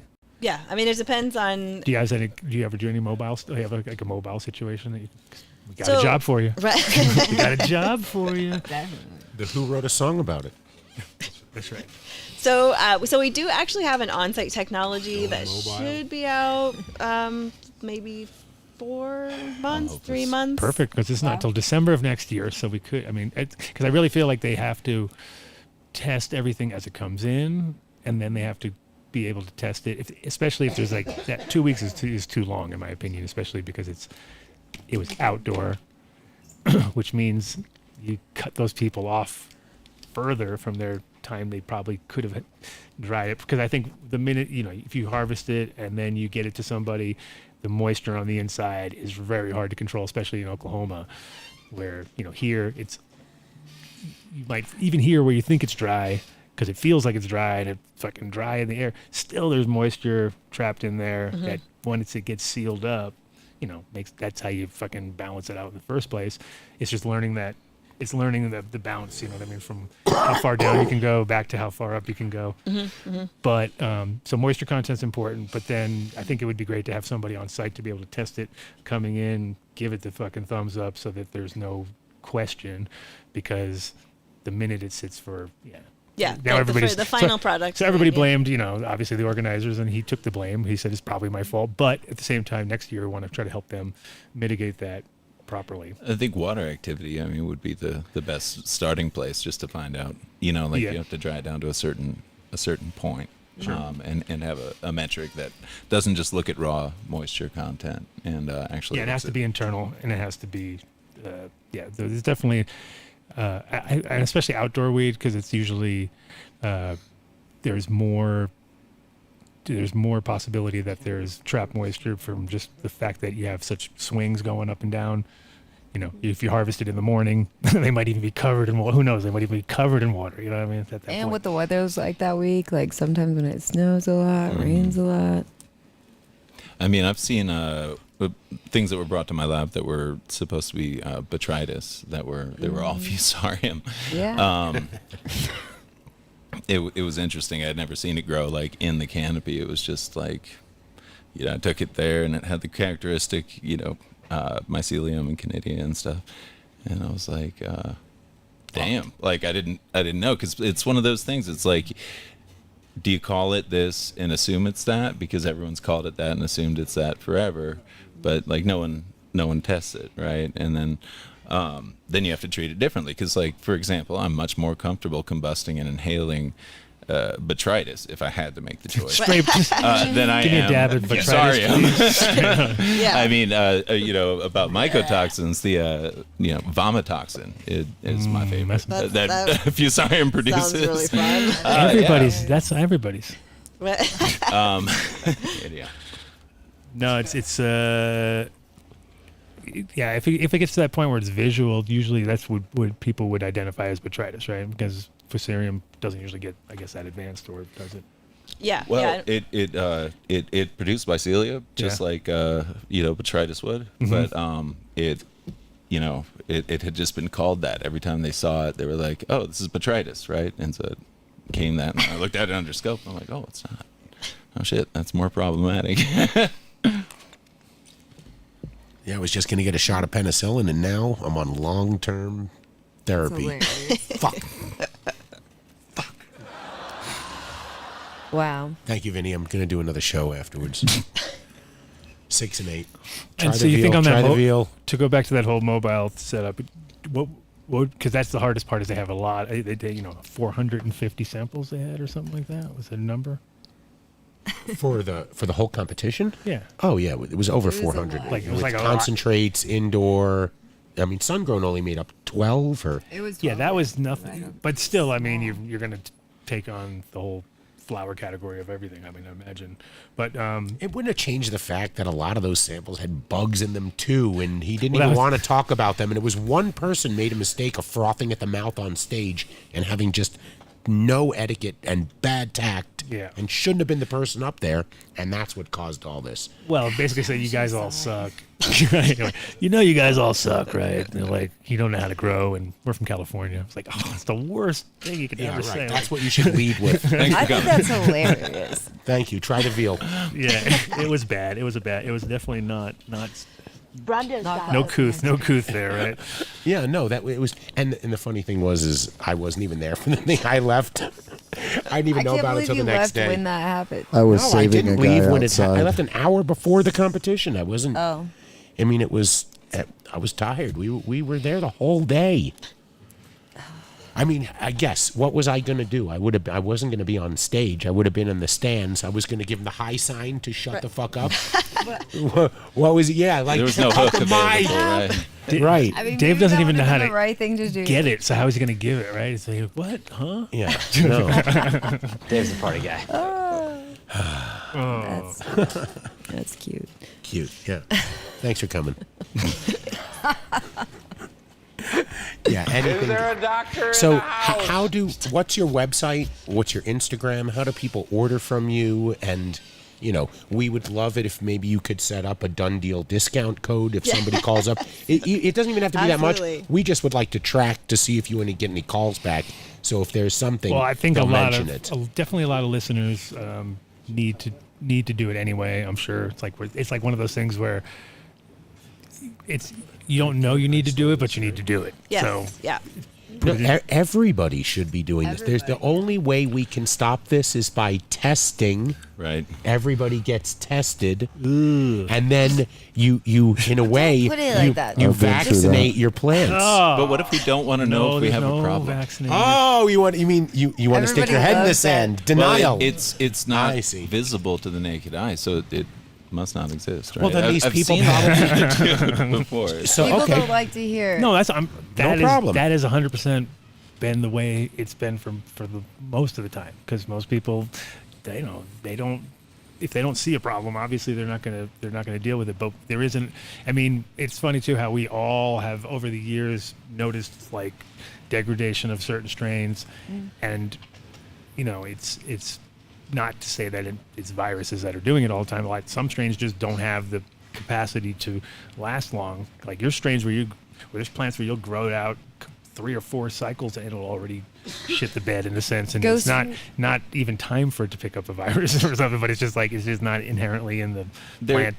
There's also sections of the genome can get methylated, and so that this can affect which genes are turned on or off. Right. From experiences that the plant has, is kind of a way that it can record stress. And Experiences, oh man. Yeah, right. Like environmental stressors. Should start a And so, podcast. Plants should start a podcast I already have one. with all its You didn't experiences. subscribe. No, not you. I'm saying the plants should get their own. Oh, the plants should? If Yeah. they have all these You won't find experiences, me. they should start their own podcast, and we can listen. I feel like this is great. Now I'm learning so much. Yeah, I don't have a podcast, but anyway. Oh, there you go. There's your site. Oh, yep, there we are. Beautiful. The DNA there. I like it. Unlock your grow potential. Gorgeous. I noticed that people were already using the service and already putting it on their clones and stuff that coming from you. So that's great to see. And I think it's going to become, hopefully it is standard, but it's kind of like how with the hemp situation, how is that rolled through? Everybody, nobody really made any money, but everyone got a full-scale education on how things operate, right? By the end of it all, we all knew what COAs were. We all knew what LOIs were. Yeah. We're like, wow, we're getting this great business sense. And we got a bunch of lunches. We got a bunch of lunches. That was what most of us got. You got a lunch. You got brain drain. And then we're writing a book. That's what he meant. It's called Let Me Take You to Lunch. I'm going to steal every idea you Wow. Let me drain your brain for lunch. Hey, what would you like? Have a drink too, or 2, 3. Look at the big picture. right. I'm just think trying to this is figure such- it out. Like you said, such helpful information, and you're doing it at a price point that I think that people really can afford. I think there's a lot of growers out there that are thirsty for this information. And anybody can use the service, right? You don't have to be a facility. Yeah, nope. Anybody. Because that's the can thing. use Also, it. been a part of the handicap is that people have been like, well, you have to have some business, and they're like, I don't know what you're talking about over here. And is it easy to do? Like, do you need a special setup? Do you have to have a laminar flow hood or anything like that No. to do the extraction? It just. Oh, in the lab, you mean? Or No, I mean, for taking the when samples? you're taking the samples, is it something that No, so basically Scissors. you just get a little tube, and you can cut off 4 petioles, put it in the tube, and then 4 little root hairs from the bottom, put it in the tube, screw on the cap, shake it a little bit, and it's ready to go. That's great. Yeah. Yeah, and the entire thing is organized. Where you take the sample and the chemicals that are in that liquid render the material unusable and unrecognizable. So it is no longer considered Compliant. Yes, exactly. It's yeah. compliant. And it's mature stock, so mature stock is actually excluded from the Controlled Substance Act. So you're actually shipping hemp trash, basically. Sweet. That's awesome. Yeah. Hemp trash. That's my new strain. Hemp trash. And your service is completely anonymous. People should not feel that by having their plants tested through you, that somehow they're going to be recorded on some hop latent viroid database. No. They usually do a big thing. They blast it on the internet. Everyone gets with their logo flashing. And I thought that was what was that? Viroid of the week. Phylos. That was Phylos. We're not going down that path. What do you mean? We blew them up. I know. You know, shit happens on this show. No, what was funny was they were on the show on. Mowgli was on the show on a Friday, obviously, because it shows on Friday, and by Tuesday they were done. That was it. They were done. They basically just torpedoed themselves. And the thing is, when they were on the show, it was kind of like trying to throw them softballs. Like, dude, you're not saying that you would do that, right? Oh, no, yeah, that's exactly what I'm saying. And I'm like, no, that's not. You're supposed to say no. That was the wrong answer. No, you were right, Adam. That's exactly what I'm doing. Because he was just. They literally were copying. They were just taking all of our stuff, and they were, and they're shitting on us because if you went and saw him doing his speech, it was like to his shareholders, it was like, we're coming out with our own strains, and you're like, that's not what you were never supposed to touch plants. Like all of a sudden now you're making your own seeds, and you had all of our data to work off of. It's not even what they wrote; it's what they would say. They wasn't stood even up there and saying, "We would never." We had to build trust with everyone. The only way that anyone would ever send us their genetics was because they trust us not to get in to that business. That's your business. I would never trust our somebody business like is that. testing it. Yeah. But that they didn't even. Announcing they now, just started. Tumi Genomics new seed line coming out next week. Thyroid free. Fusarium resistant. That's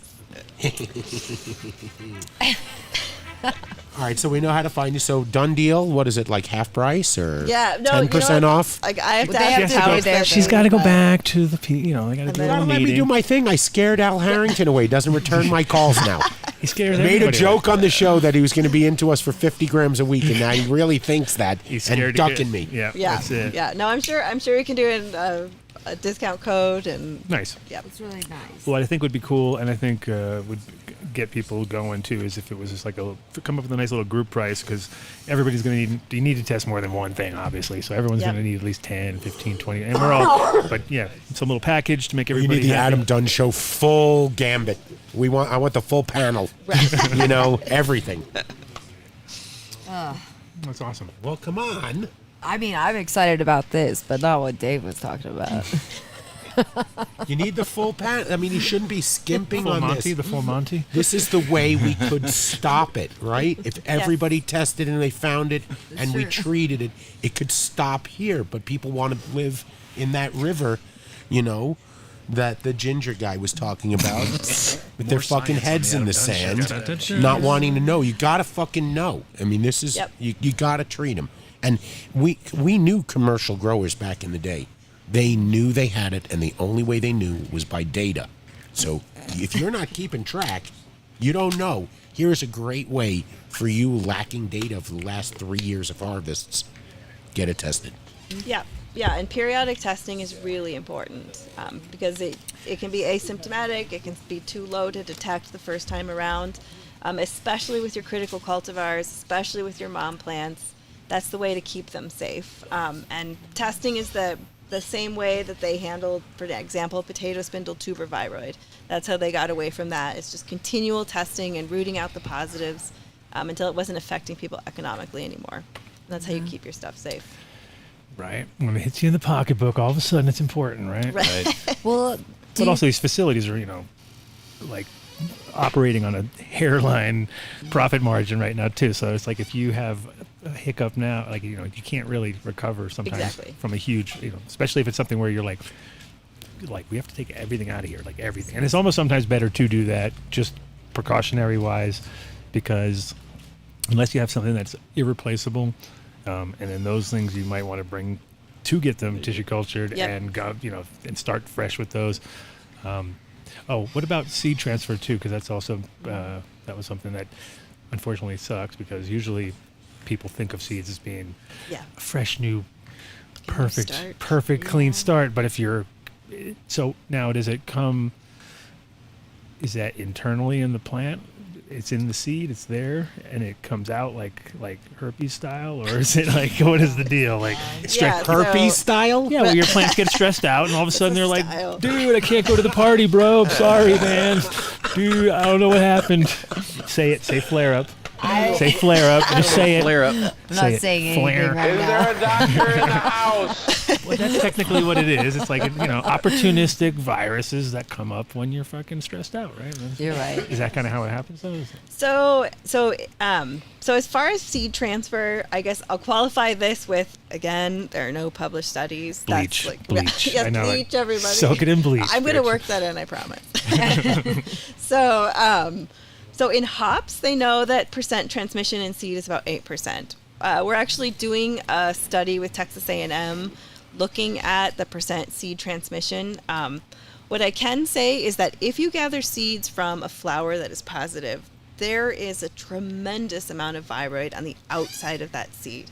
So it was really stubborn to remove that. We ended up having to go to, I think it was 20% bleach for 20 minutes. Wow. Don't do that with the seeds you're planning on germinating. We were going to grind these up and PCR them, but in order to remove all of that contamination, even once we did that, So you should if you're getting seeds, if you're not positive that the mother they came from was negative. What is up with this? This is like, we talk about there being conspiracy. This sounds like this was created by the fucking alcohol industry. Oh my gosh. You know it was. Oh. Yeah. But even when we clean the outsides and then break the seeds open, we can still find it. So this is preliminary data right now. It's not published, but we can still find it at a pretty high percentage, sort of dependent on the cultivar and the level of infection of the mom. The one thing that we are finding, which I will say is very preliminary right now, but we do find it by PCR, if the male plant that created the seed was infected and the female plant was not, we can still find viroid on the inside of that seed. So that opens the possibility of pollen transmission, which makes it a little bit scarier. More scary. Yep. Jeez. Fuck. All right, we gotta bid you guys farewell and do some shout outs, and then we're gonna prepare for our Tommy Chong at 6:20. Dave, just It's so you know, 4:20 somewhere, guys. You realize that. See, when they say, Dave, when they send you this information, Dave, that it was 5:20, you don't go, yes, that's 4:20 our time. Yeah. Well, I'm not surprised about that. I'm more surprised that Tommy agreed to interview with a cop. Ooh.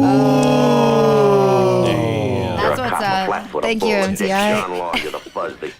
Shots fired. Damn. Hey, did I sound like a car? Alrighty. 27 to base game. Well, thank you very much for coming through. Thank you very much. Absolutely. And, Thank you guys. I will definitely hit you up for some tests, and I'll tell everybody what's up. Oh man, I've been infected.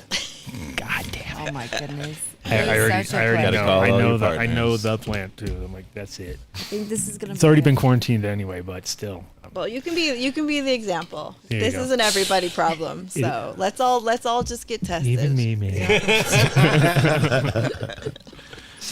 All right. Well, thank you so guys much. very much. Thanks for coming through. Awesome. Yes, absolutely. It was great to Take meet care. everybody. So nice to meet 100%. You need to shut up and not hog the mic too much. Oh yeah, no, he's he's bad. He's oh no, you can switch. Come on this What? side. No, we got to kick everybody off. Oh, yeah. Yeah, we're doing shout outs. Oh, you want to stay for shout Yeah, outs? they can hang out. For Yeah, the if you want to stay for shout-outs. shout outs, you can. Come for We need shout-outs. a rapper for the shout outs. Come on, we gotta do. No, here, sit over here. Sit over here. Yeah, come sit over here. Yeah, that's Sit on this better side. Let mic, him sit on that side. all There that. we go. We like to Better make at There we go. Look at this. We got 30 minutes, Dave. Relax. I was following the lead of our fucking producers. When he said kick everybody out, that gave never me happens the- on this show. He gave me the We don't listen to rapids. rules. I asked if we should do ads at 5:50 so that we can wrap up and then have a little downtime before we hit Tommy There we on go. I and think clear that's a everyone great off. I idea. didn't say clear everyone That off. was excellent. That's a Yeah, great I know. idea. No.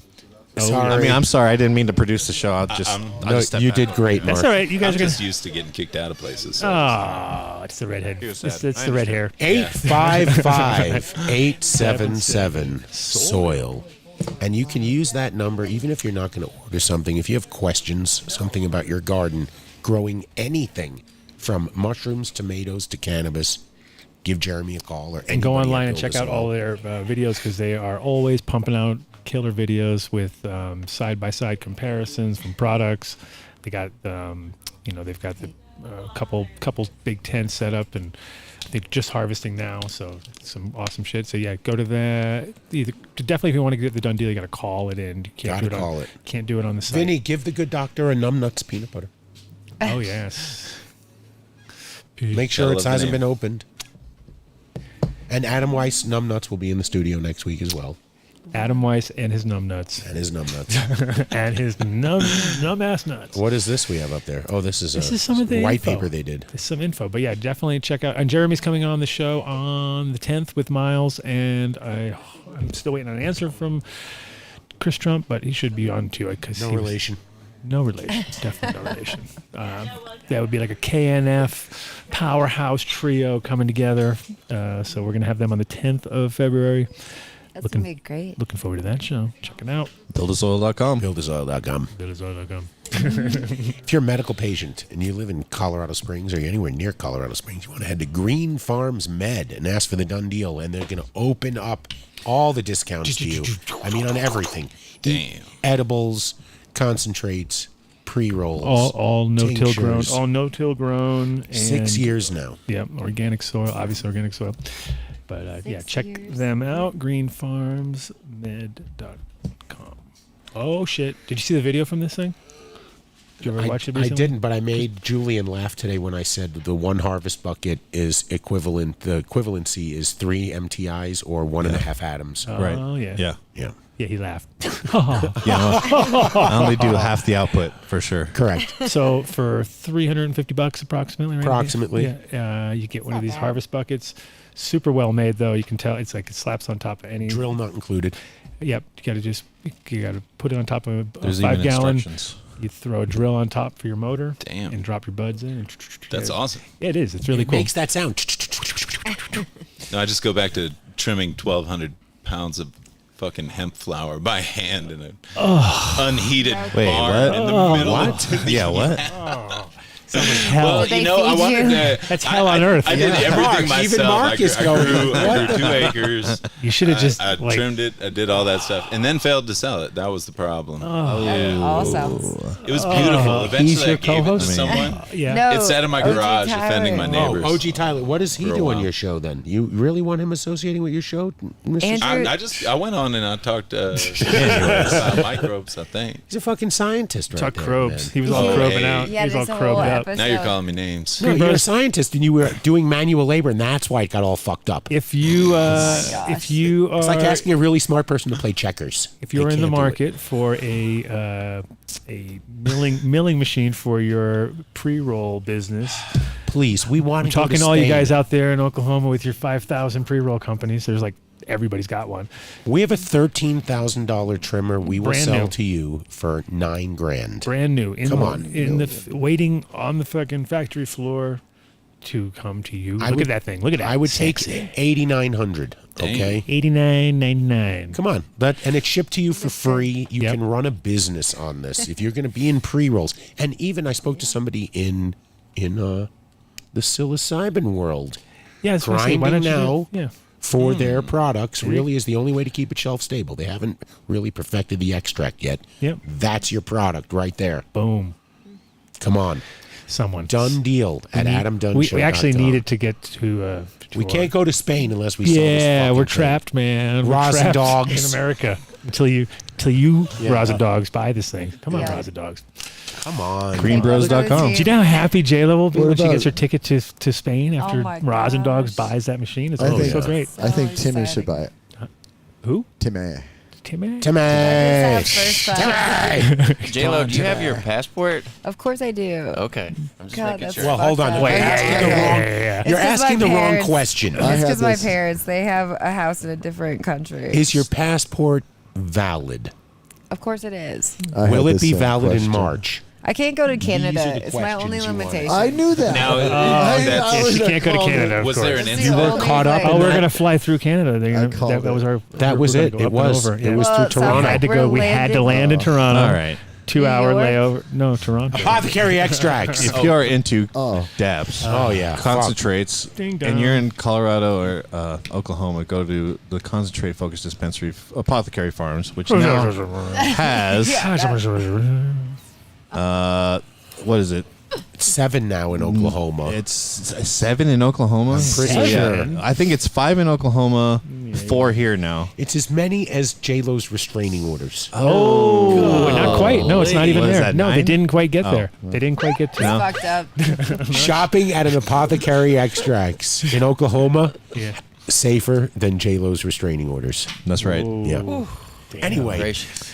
I have to she go to doesn't the have hospital. it. They There's have no their own active cases. cases. Hey. Those restraining orders are like their own character on the show now. They have. their And own- I was talking to the bud tenders today, and they said that they are in an era of abundance, and every Friday they're going to be dropping new flavors. Both an era of abundance. Yeah. We'll talk about that, but Yeah, so- we talked about this. This is what happens when you have a bottom of the market. People take things to concentrate that they probably were hoping to sell as smokable flower. They had no market for it. It went to concentrate. Well, I don't think so. No, you have to fresh freeze it, so there ain't no Yeah, going to there's market. a choice. It's either this or it's that. It's No. like- I depending on think the there's a lot of product, remediated that's coming Yeah. onto the marketplace right now. And when you go into Apothecary Farm, Oh they yeah, actually you want have some remediated weed concentrate? they actually Hell have no. they have literature Sounds just describing the difference between CR seed and regular concentrates at Apothecary Farm. So they don't try and upsell you on some stupid shit. You know what I mean? Yeah, they'll that's so like awesome. they'll definitely tell you the truth about it and whether it's CR seed. It says it on the label actually nowadays on their Wow. new labeling. Nice. So Education. Apothecary Farms, go check them out. Fire. MTI Best is dab so rig, best electronic dab rig I ever used. I- Both of them, the I Go agree. and the Rocket. good. It does So, hit so hard. the rocket turns- Or so hard. It works. The Rocket turns your any rig Oh. into the best dab rig there is. See? Now look, Wow.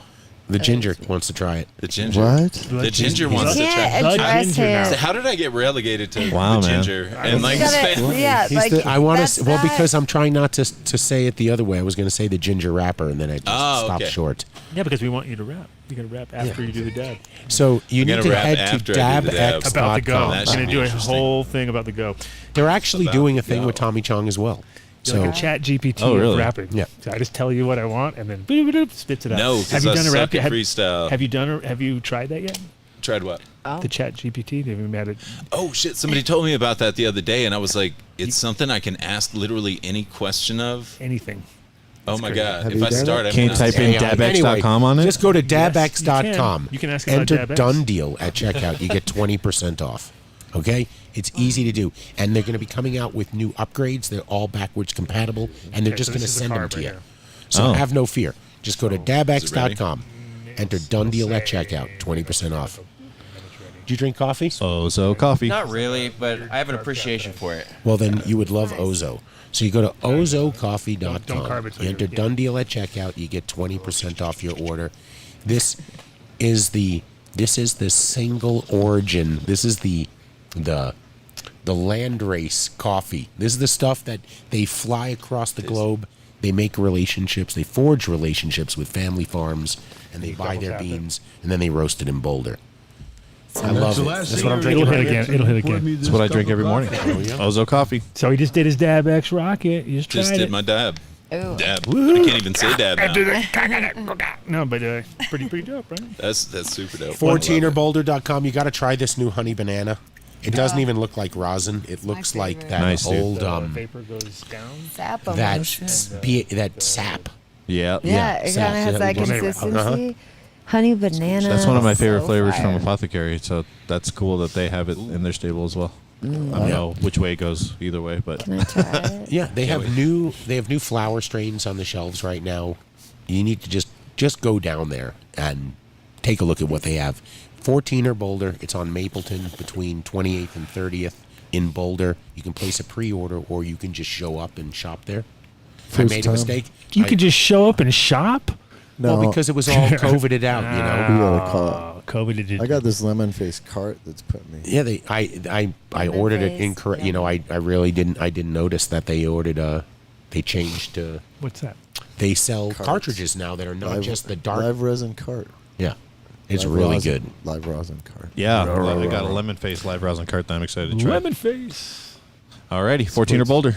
Yes, sir. Stash Logics. Stash Logics with an X. Next You week? can put your weed in there. Or no? That's right. I can have them come in next No, week. no, but it was- I still Put have your that weed in. all that stuff. I got to go drive by and bring everything back from Cowboy Cup anyway. So StashLogics with an X.com. You get 20% off your order. Like our attorney Jeff Gard says, you have an expectation of privacy if you have something locked in your car. And if you drive an SUV or anything that's a crossover where you don't have a trunk, then anything in your car can be searched if an officer feels the need to protect their safety. I need a Okay? treasure chest. So you Yeah, that's need what to I have a locked box. Go to Stash Logics, enter Dunn Deal. And so does that count though, if you Really? have the fanny pack and is locked, they can't open it up? Oh. Anything that is locked, they will be required to get like a the court wallet. order Huh? Like the unless they wallet, deem too. exigent Yeah, I like circumstances, that. I like like it that, was but- ticking. But then that means you have to lock it every time. Yeah. I'm just making You know your sure. car? Yeah. You know how both headlights are supposed to work? Anyways. Yes, every time. Stash Logics with an X. My brother's car got stolen, and the thieves installed a fucking alarm on it, so that other people. Well, so when the cops got it back, it had an alarm on it, and I was like, "That makes sense. You stole the car. Yeah. Put an alarm on it, so They're no one else can steal they're it." like, right? man, people steal cars around here. Wow, You're like, that's oh so yeah, considerate of says the them. guy who just stole the car. Wow. The Hempen Company. So Happen. there is a ton of shit on the market. What? This of CBD. Oh. You want to avoid going. You don't buy anything at a gas station other than gas. Okay. Yeah. This is quality CBD. Quality. I So take it he's every getting day, Lots of orders. and I give it to my dog. And my dog is going to be 12 years old in March, and she is running around. And when she was 8, she was done. She was saying my life is over, and I started giving her CBD. Wow. And it changed her. Okay, so go to HempInCo, HEMPIN.co.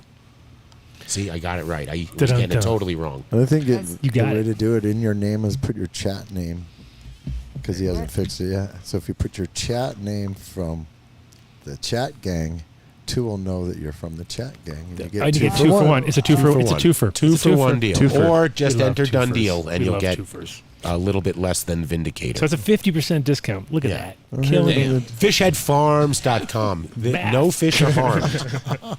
They take the diaper off of every fish. Fuck them. And you put it on your legs. 25% off if you enter Done Deal at checkout. Social terrorism at its finest. Oh, yeah. What is fish shit, Dave? It's the shit. It's got the 2 shit. ingredients: fish and shit. Yeah. Perfect. Yeah, there you go. This is great. Well, yeah. I Wouldn't guess that be so. one? It Yeah, is. it's one ingredient. I know. I'm just saying. I'm breaking it. I'm doing a Biden. Just try it. You'll Fish Not one Head word, Farms. Yeah. 2 words. I'm Fish one Head word. Farms. I mean, 2 things. And Cheddar, I'm glad you got it. Culture Biologics. Check out Culture Biologics. It's a carbon-based nutrient line out of here in Colorado. Their Eon line is what I'm running right now, and it is literally the shit. But all his products are based on, like I said, they're carbon-based, but they're also plant-based too. So there's like, Tim is coming at it from such a cool angle because he's working with totally water-soluble products too. So it comes in powder, which is smart because a lot of times with liquid stuff, it's good when it's brand new. Then it gets a little air inside the thing, and it starts changing on you. I mean, especially with inoculants, like like anything that has to kind of be kept stable and alive. Yeah. In a liquid culture is going to be hard to Super have on a hard. shelf. Super hard. Like, there's products out there that the only reason that they sold was because people would like, if they get it, it would work great, and then it's sort of like they didn't realize it, but it wasn't working good at all after that. And this stuff is 100% stable, 100% breaks down. So check out Culture Biologic. You can go back to a couple episodes ago, check that out. Oh yeah, probably not, but you can. Yeah, Tim's coming on the show on February. He's coming on the show also February too. So we're gonna have an updated show with those guys. So check them out. CultureBiologic.com. I have no idea what's going on right now. But who's good? Oh my god. Oh my god! Look at her. Fungi Farms. Oh, let me tell you something. It's a fun guy in the house. Holy fuck, do these bars work? So just go to fungifarms with a Z.com. Whatever. You can buy substrate. You can buy all-in-one bags. You can buy cultures. And they're for educational purposes only. I hope you educate yourself into being an incredible mushroom farmer. Just tripping. Mycologist is what they call it, Dave. Mycologist. There you go. Yeah. Man. education is key. Education is key. Mushroomologist. Who's Fungi going to Farms. stop by? Where is he was here. There he He's is. right there. there. Yeah, he I was here. can't see. We have lights. We're a studio. Jesus Christ. Make Okay. me raise my voice to you, Mark. Good job, Jeez. Dave. See, All right. Vinny turns my mic I know, down. he's- Fungi Farms. Yeah, off. Yeah, it out. I don't feel that way at all. Fungifarms.com. Terpwipes.com. Will not No, terpwipes.com/done deal. will not work with To hot clean plate hot plate environments. environments. Don't even Yeah. do not use these Good thinking that that's going to clarification. clean that, because it will not. Damn it. But it's really good for resin. Yep. It also works great to clean off your hands, like if you don't want to smell like weed and you just smoked a bunch of weed. Yeah. So you got to do me a favor. If you're going to There you buy go. something at Fungi Farms right now, put in the notes category, Tommy wasn't coming into the studio, and you'll make Tim laugh. Just go right in. Because he showed up with bars to give Tommy because I suck and wasn't clear that Tommy being almost 85 years old Wasn't going to fly over isn't here. coming anywhere near Adam Dunn. That's how you we know. got internet Oh, too. yeah, wouldn't do that. Yeah. That's how we got course internet he is. also, is that I told, that Tommy was going to be on the show. He didn't know that he was going to Zoom. For shit. What's even more That's important? great. It's even more important we have internet. Right. You used That's- it too? He's physically Yeah, not even here. had to. He thought he was going to be here. I was like, why would I need internet? I used it too. When I was dropping off the I'd fill FedEx in. of bagels. You're 'cause like, they'll have Tommy bagels. Chong? Hey, is it? He's They like, were so backed up, I could see all the Shout out FedEx to boxes there that they CenturyLink. just weren't going to take them all. I mean, it was going to be one of those nights where the driver was just going to go, I got to fucking go. and you're like, You this know? is for Tommy Chong. And so I took the guy over to the side. I said, I'm shitting you not. There are bagels in there for Tommy Chong. He goes, for real? I said, yes, the Tommy Chong. He goes, my man. And he went and grabbed the box and he walked it to the bag and he put it on Dope. the truck. Nice. man. Well, there you go. Terpwipes.com/Dundee. There you go. Oh shit! Bio365. You know what? We didn't hear about success in marketing on the show until really Ozo really let us know that it's really coming through. But holy moly, if you are a commercial grower, you have to give Bio365 a try. Just call them up, tell them you heard about it on the show.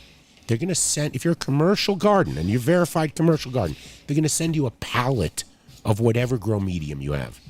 If it's cocoa, if it's soil, it's organic, whatever it is, they'll match it. They want you to try it because they're going to provide it to you cheaper, more efficiently. And they got grow bags that are super easy to use. Like you see those guys in Oklahoma that were growing like 7-foot plants in these fucking grow bags, and they're only 5 gallons. So Holy shit! it was Yeah. like, and there was another really cool thing. I went on and checked out that they had like literally like I guess pumps didn't work. Something went out on one of these greenhouses, and you could see like half the greenhouse just dead, right? And then right at the line where their bags start, all look good. And it's like you can see the ones in the back that were more had just like they just dried out, didn't have any kind of holding capacity. Their bags held out even though the fucking things didn't feed for a couple days or whatever. That's impressive. And so it was like, there you go. That's a sales Impressive. pitch right there. I was like, look, right next to each other in the same exact conditions. Yeah. Dead plants equal not much money. Like live Can't plants fix dead. kind of get you through the day, even if it's like half, even if the yield got, hurt a little bit. It didn't. If you're a deadhead, you got to give Bio365 Oh, that helps a too. call. That okay? also helps. This is a Bob Weir affiliated company. Oh yeah. there All you right, go. That makes- you got to give them, try them out. You really, you'll. I was enjoy it. actually really impressed. I met them at or some of the people that work for them at MJ BizCon, and just kind of asked a lot of questions that I usually do, and I was impressed with the answers. So. Sweet. Looks like a solid product. You're like dirt. They're like yes. And you're like okay. That was it. Pretty much. That was the extent of the conversation. No, not really. No, they're good. They got some good, great products. If you eat peanut butter, you want to try numbnutsco.com. Or no, you might be allergic. Could be allergic. Yeah. If you're allergic to peanut butter, do not eat. Don't eat it. Numbnuts. Well, But if you eat peanut butter, you want to try their Disclaimer. 500 milligram CBD peanut butter and their almond butter. 500 milligrams? Pretty sure it's 500. I've been saying 200, but what is I it? thought they were 1,000. It's 1,000 milligram the whole No, tub. that's the medical THC. Go look at what's the one over there? That one right there. What does that one say? I don't know. I can't see it. Zoom in. I'm hold on. You 500. just 500. 500 milligrams. 500. Okay, so CBD is 500. Yes. I got you. Okay. They ship anywhere in the lower 48. Those are really good. The cinnamon. That right there, that's the best nut butter I've ever It's the had. best nuts he's ever had in his mouth. Yeah. Oh, and yeah. he's a nut butter connoisseur. He really That guy Well, I loves don't know if I would buttering say up that, his nuts. but- Yeah, he's a butter J-Lo? nut kind of guy. That's the shit. Fuck. That's the shit. Handle these nuts and walk away. They also Oh, have shit. a specially pet formulated Yep. CBD peanut butter. You see it Wait, says formulated by pets? Yeah. Yes, they take input from the dogs and the cats. No, it has a pet fucking paw on it. So Bow it wow. says I can already bow see wow. the pets. It's the mice. I can see him already doing it with a dog. No, with that a would be hat. for the cats, Vinny. No, the I hope they're wearing a little thing hitchhiker. for their fur. Numbnutsco.com. Yeah, I hope so. Like, He'll be in studio next week. body net. Obviously Okay. made by dogs. Oh shit. Humboldt humidor. This is a great product. Okay, I've been keeping all of Adam's weed Yeah, in me the too. humidor at home. But I need to figure out how to do the humidor part. So just What do you mean? Just You just put water in there or what? Distilled water. I have distilled water. You gotta Just hit the little squeaky squeak. Yeah. squiggy you just squiggy squiggy in it and that's it? Squiggy. And you just pop it in there? Yeah. Okay. Nothing else. Do you have to say? Well, that's all you have to say. squiggy, squiggy? You have to for say sure. squiggy You're squiggy every required. time you do it. You go squiggy Okay. squiggy Just squiggy wanna make squiggy. sure. See, it fell off. My little sticker. Enter Dunn Deal at checkout. me see. I think it's I feel- 20%. It might even be more. But listen, they're a great company made here in right outside of South Park, Colorado. They make a ton of different varieties. So if you want one with a window on it, without a window, locking, not locking, HumboldtHumidors.com. Sweet. Nice. Estetec. What is it? Estetec? Est- Estetec. Anyways, Wow. Estetec. you're going to Est- learn a lot about this company over the next cycle, next few seasons. Their lensing is going to be used by everybody. They should really start to market it to other companies. But go to estech.com, enter Dunn Deal at checkout. I don't know, what is it, 20% off? Or you can just call them, speak with a rep, get a lighting plan, get a design done. If you have any questions about how many lamps you need, they will send somebody to your grow. And they will spec it out for you, and they will give you a report back. Might even be Midsteo. We don't even know. If you're lucky, it's If Midsteo. you're lucky, it's Midsteo. Look at you. You broke in, and I was going to say, that's the word you need to know. Yeah. So we're giving away an LED. I'm looking at the ginger wrapper over there. I'm thinking, do you need a lamp? Do I need a lamp? Do you know how to win a lamp on the show? How do you win a lamp? You send an email to You got to do a Dundeal rap. at Adam. You got to rap. It's a Oh, rap then we'll battle. just give you one. You have to rap Okay. battle Dave. Yeah, if you write a verse in You your win. email, Oh, you win. No. I'll be looking for verses in my email next week. or Oh, yeah. whatever. It has All to right, be in a thanks, rap Steve. form. Right. That's the only way you can win. Dundeal at AdamDunnShow.com. No, you just Tell have us to. why you need a light. Leave us a number. We're Yep. going to call you. That's You have Gotta to know the number. word. And Oh, you the have to know word is Midsteo. Midsteo every week. And you have to send us your version of the spelling. 'Cause Yeah. we love it. Just put that in the Yeah. subject line. The more it gets crazier, the spelling, the better chance. Put your spelling of Midsteo in the subject Yeah. line. That's how I'll Yeah. know that you're writing for the light. We've seen some good ones. I'm responsible for a Oh, couple yeah. of them. Okay. Yeah. Yeah. Dave doesn't know how to spell Nope. anything. I'm Buchakis, left-handed. Buchacos. He's like, he doesn't know. Chockies. Oh, did you have a buchaki? I did. You did? Mm-hmm. Did you have one last Have time? another. No. Today, Sponsored by earlier. Buchaki. Oh, we got Tommy in was 5 kick in- minutes. kick in later. Well, That's the thing. we have one last Tonight- sponsor. What milligram are they? SHN. lot. Seats here A lot of now. milligrams. Oh, shit. Seatsherenow.com. CJNow.com. Seatsherenow.com. So this is probably the only people you need to know for seeds, because if you look at the list of breeders they have, it's ginormous. There's 70 plus, and it's all the best of the best. Also, the service is the best too. You can, if you have any issues with the seeds, whether germination or even if you just like didn't think it was what you thought it was going to be or wasn't all that, he will replace them, and he will, maybe once. And the second time you come back and go, yeah, man, it wasn't quite all that, bro. And he's just like, get the fuck out of here with these scams. But he will replace the seeds if you have any issues 100%, which is the best you can do. And also, they have shnauctions.com where you can get the last packs, lost packs, all sorts of good stuff. In auction form, starts every Tuesday, ends every Wednesday. So you get to know if you are a winner right out of the gate. You don't have to wait too long. But some awesome genetics in there. Everything that's in there is in there for a reason, because he pulls 2 packs out of every single batch that comes through. And if there's any issues, he can replace those exact seeds. So when you're asking for your replacement, you're getting the same exact seeds. And if there is no issues, that means then after a year's time, it's sitting in the vault. He's like, time to go. So that means nobody complained about those seeds, because otherwise they wouldn't be there. So it's like a perfect vetting process where you're like, hey, these must be good. That's awesome. Yeah, definitely worth checking out. Seedsherenow.com, though. And that was it? Or we have one more? We have one more. Our most important one here. Oh, well, us, of course. Yes. Yeah, you go to the website, AdamDunnShow.com, and you want to check out our merch line. Look at the hat. It's all stylized by Cece. She very nice. Dialed it Beautiful in. job. I only went for quality. Actually, your dad grows or whatever. He said that super quality. He's like, oh, really? It's like, yeah, he bought everything. T-shirt, hoodie, mug, and a few other things. And he was like, just want to tell you that all that stuff I got was really good. So I was like, nice, because that is one of those scary things when you're working with a print on demand type thing. You're like, and it sucked. So I was like, no. And actually, we do have one more real quick. We did. Verde Natural. Oh, shit, next Living week. Soil Cannabis. That's right, Verde Natural. So Verde Natural and Dab Logics. Oh, yeah. No, we did Dab Logics. Oh, Okay. Dab Logics. Actually, okay. Logics. Here we're going to go ahead and here we cut go. because we have a guest. Oh, shit. It's time, guys. Okay, see you later, son. Hey, I just had to get my son to help me get on the link. I sent Paris the link just in case. I had a feeling. I'm like, you know what? Let me send it to him again. Yeah. Welcome because, to the show, Tommy Chong. I'm old and decrepit and can't think of shit, So. You too, huh? You're looking fantastic. Yeah, is there others? No. It's not just me? You're the best looking 84-year-old we've ever had on the show. Ever. How many have you had, though? You 3 previous times. You were Maybe 83, 2 or 3. 84. Yeah. Okay, let me see if I got the link there. How's that? Perfect. So If you want to turn your phone sideways, we'll see more of you.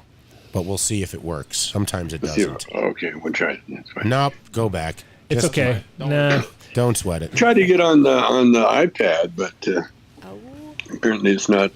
I couldn't find it. Well, probably it's me. Anyway, let's not tempt fate. So Right? good. We have got a connection. We're good. And we have that copy of Clerks here for you on VHS. Oh, we found if you it. wanted it back.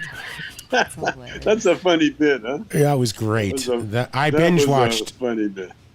You were amazing on it. I mean, absolutely amazing. Even though they only gave you 2 episodes, you should have been on every single one. But it's the writing. Yeah, That's what and they use me as spice. They want to get the young crowd, and so the young kids have to have the stage. And Yeah. I come in for the old stoners. Yeah, you were welcome. You were absolutely welcome. I loved it. It's a fun show. I love the '70s show, and this one's even more fun. Almost. Will there be a season 2? Are you letting anything out of the bag? Oh, I have no idea. They asked me. They said, "How do you think the show will do?" And I said, "Well, personally, I don't give a shit."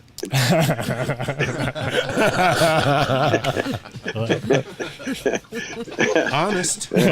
Yeah. No, if you gotta work. If it works, great. You're a hero. And if it don't, well, try again. For sure. It's all about mistakes. We're here to learn from our mistakes, because we sure don't learn from our victories. Then I should be the smartest person on the planet, because I've made like 15 just today. I told everybody for the past 3 days that you were coming on the show at 4:20 our time, and had everybody on the staff, even Adam, listen to, came in early. Everybody, we were to all be Of course, here of course. because I did stupid Dave math and didn't realize it goes the other direction. So we had a lot of fun, and we had and then no, please, we're here for you, not for me. No, I was saying that the good news is weed gives you energy. I'm serious. I was kind of limping around. I'm getting up there, so I'm kind of moping around. And then I got high on this. The Chong Bong guy was here, and he brought me a nice homegrown, some homegrown weed, and I smoked it up. And next thing you know, man, I felt a spring in my step. I'm bouncing around, and I'm still bouncing, so it's perfect for the show. And no urge to try hard drugs, to shoot heroin, or do some lines of fentanyl. You didn't want to listen. I've been tempted. Yeah, no, seriously, I was seriously tempted, because I'm a jazz guy. I grew up, as soon as I could find out about jazz, I did, and it changed my life.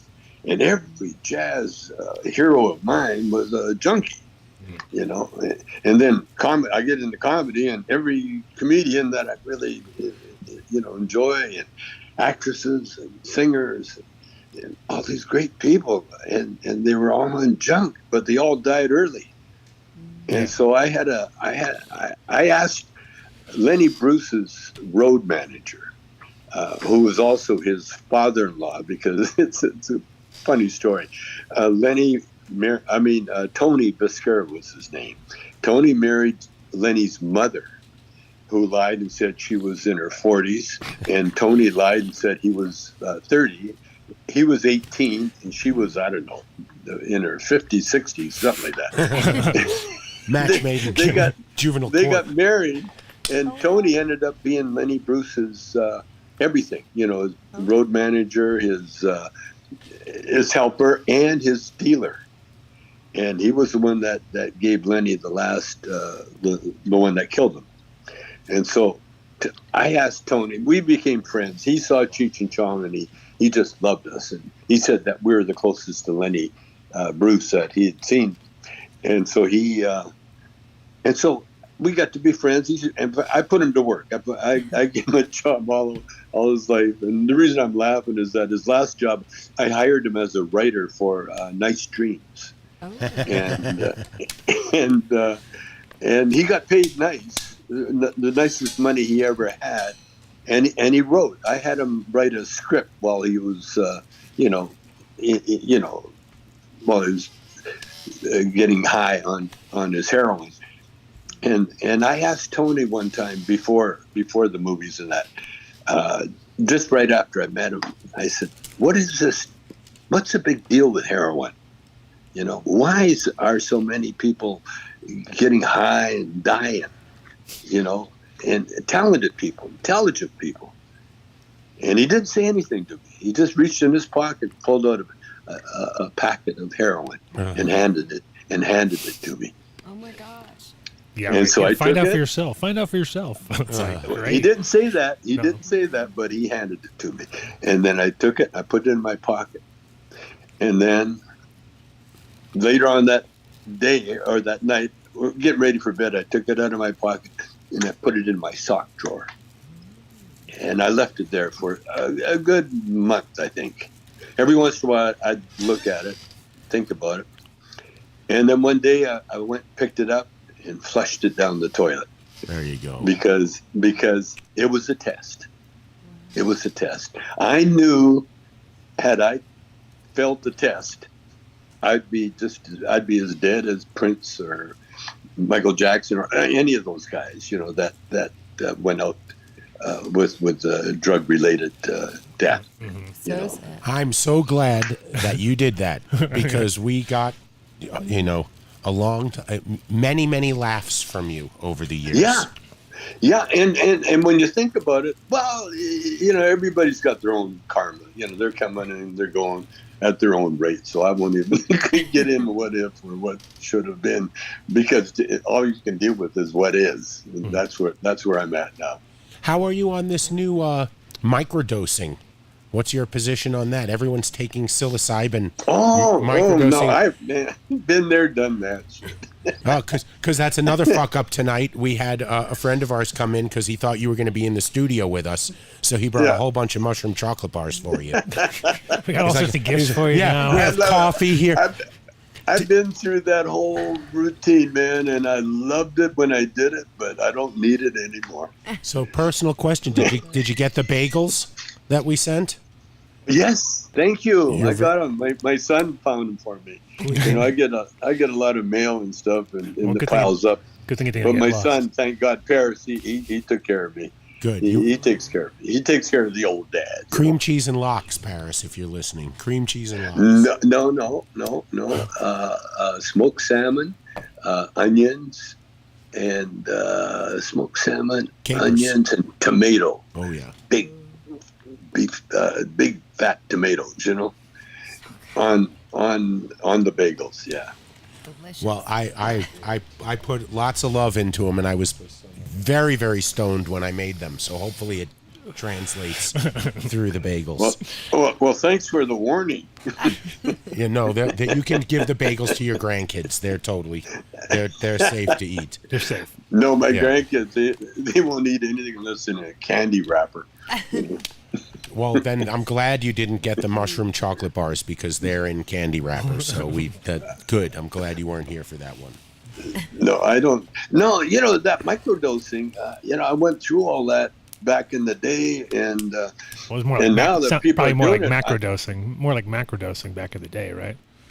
Yeah, I said, well, that's what you had to do because there wasn't that much drugs, being given away free. And I don't think I ever paid for any acid, did I? No. You weren't really supposed to. You're not supposed to. You're not supposed to anyway, right? Yeah, you're not supposed No. Everybody turns you on to acid. Yeah. Hey, man, here's some, here's a window pane, man. Be careful. Yes. Oh, for sure. Tried one drop of this, and you go, okay, thank you, and you realize as it's in your mouth, it's complete puddle, that it's not going to be a single drop. It's going to be a weekend. And you were never the same again. No. We do that with gummies now. Yeah. You It's a find much that? better path. Like I've been handed a gummy in the warning. Be careful. It's really loaded. Just do a half. And so you do a half a gummy, and then just out of habit, you do the other half. Well, we have a producer here, Vinny, who every week makes us these chocolates that are. I'd put these chocolates up against anybody's commercial products, and because personally speaking, I sleep every Saturday morning, and so I know they work. Yeah. Now every Saturday morning, it's literally like you get that thing where you open your eyes, and then you're like, why am I like concrete right now? Like, what is going on? And then it's like, oh shit, it was the fucking chocolates. God damn you, Vinny. And I'll send him a text every time, like, you fucked me up again. It's like, yeah. Check out Meaty Me. Yeah. No, that's my life. On account of the chocolate. Yeah.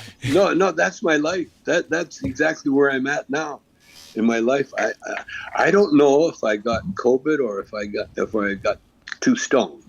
You know that feeling? Right. Sometimes you think, because when you get older, when you start feeling new pain or something, right away you start going, oh, what does this mean?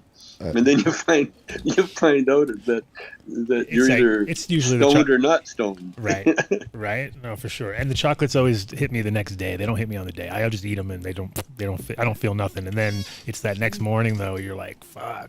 And it's just remembering. You got to just you must have to put a note next to your thing like chocolate. So you look over and you're like, fuck, that's what it is. What I did. Because there's that moment where you're like, am I having a stroke right now or something like that? Like, what is going on? I can't move. You know what? That used to happen to me with those. I took one CBD gum. I won't even say who company it was, and for some reason, it gave me the worst anxiety. And I'd always forget because I'd think to myself, I'm going to take this right before bed. And then I'd wake up 2 hours later going, what the fuck is going on? And you'll have to walk around the block a couple of fucking times. Yeah, that's all. We're all learning from our mistakes. Remember what I said? What are you smoking tonight? Fan dope, I guess. I don't know what to call it. It's homegrown. Fan It's dope. homegrown. Fan The guy. dope. I got fan I dope. signed a lot of Chong bongs and we know who was there. and posters and everything else. And so Is that I Jason? Name drop. so What I a man. so he left me a jar of some homegrown, and This is I in got the rack right another jar of homegrown somewhere. Oh, it's here, right here. And I was kind of worried, because the guy said it's outdoor and it's supposed to be pretty potent, but it didn't potent me at all. So but the fan dope I just did, it got a little spring in my step, man. I started wanting to go salsa dancing. Love it. Salsa dancing. More like it. Might be. When's the last time that you were in Colorado? I'm afraid I can't answer that. I have to invoke my Fifth Amendment. I feel like Have you been doing any traveling? She wasn't the Yeah. girl. She wasn't the girl I got that did it too. Last time I was in Colorado was I can't remember right now. I feel It like Must have been a good one. It must have been a good one. That's always. Oh, it always. Hey, this is my life. Can you imagine my life? I'm just so impressed that you're still traveling and working and Yeah, Dancing. Don't when forget you're dancing. having Don't fun, forget dancing. there's no reason for the party to stop. You know what I mean? so incredible. Well, we just We live by that keep rule. it going. It Keep speaks to going. your drive, and it also speaks to the fact that cannabis is one of those substances, a plant that you can take part and parcel with a healthy lifestyle, not instead of a healthy lifestyle. Oh no! I mean, you can deal with cannabis. You have to deal with truth, because that's what cannabis really is. It's the ultimate lie detector. You can't be devious with cannabis because you're trying to figure out what hand is the right hand and what hand is the left hand. Sometimes. Well, no, I find I can be devious because everybody asks me, "Do you like that weed?" And I have to lie sometimes and tell them it was great. Oh yeah, because it is great. All your fan dope. No, it could be you. You know the biblical thing where they say, "Judge not." Do you know how important that commandment is? Oh. Think about this. If you don't judge, then you got nothing to bitch about. That is so beautifully put. Truth. Very true. Very true. Isn't that? Think about that. Yeah. Not judging, and there's no real reason to judge anything. I mean, who gives a shit if you think it's good or bad? What does it mean? It is. And whether it's good or bad on you, it's debatable. Maybe there's a lot of maybes in there. And so if you don't judge, think about this. If you don't judge, then you can go through life. That's why I've been studying up on the commandments, because what really makes living a lot of fun is the rules. See, and these rules, if the right rules now, righteous rules, like the 10 Commandments, they are the most righteous rules ever given to us. And they're given to us spiritually. And so if you follow the rules, you can have a really happy, interesting, fulfilled life with nothing but love. Nothing but love in your life. Think about that, man. I mean, we have to have the traumas and the chaos and all that, because that's why we're here. We're here to learn. Earth is like a learning place that you come and work. It's a gym. You can come in and work on your weaknesses. You know what I'm saying? And you found a great wife. Yeah, but because the spiritual world is there's nothing there. There's nothing in the spiritual world. Nothing. That's why they depict heaven as sitting on a cloud playing a harp. Because there is nothing in the spiritual world except love. Isn't that crazy? Oh, Yes. no, it's And hopeful. And I love that you talk about the value in, respecting those 10 commandments and like the discipline and reward that people get out of being a good person, though, and being conscious about those things. Yeah, I mean, if you're unhappy, it's because you are breaking one of the commandments, basically. That's so No, cool. you're not supposed to go through life, just be smiling and everything, unless you're kind of like me. But we have to learn. We have to have our traumas. I have my stuff all the time, but now that I'm older, I'm enjoying it more because I kind of laugh at myself, for the dumb habits that I still have after all these years, But Well, that's interesting. What would you do if you could go back in a time machine and teach younger Tommy Chong one thing? What would you tell him? What would be the one change you would make? Oh, keep going, man. You can't believe what's happening next.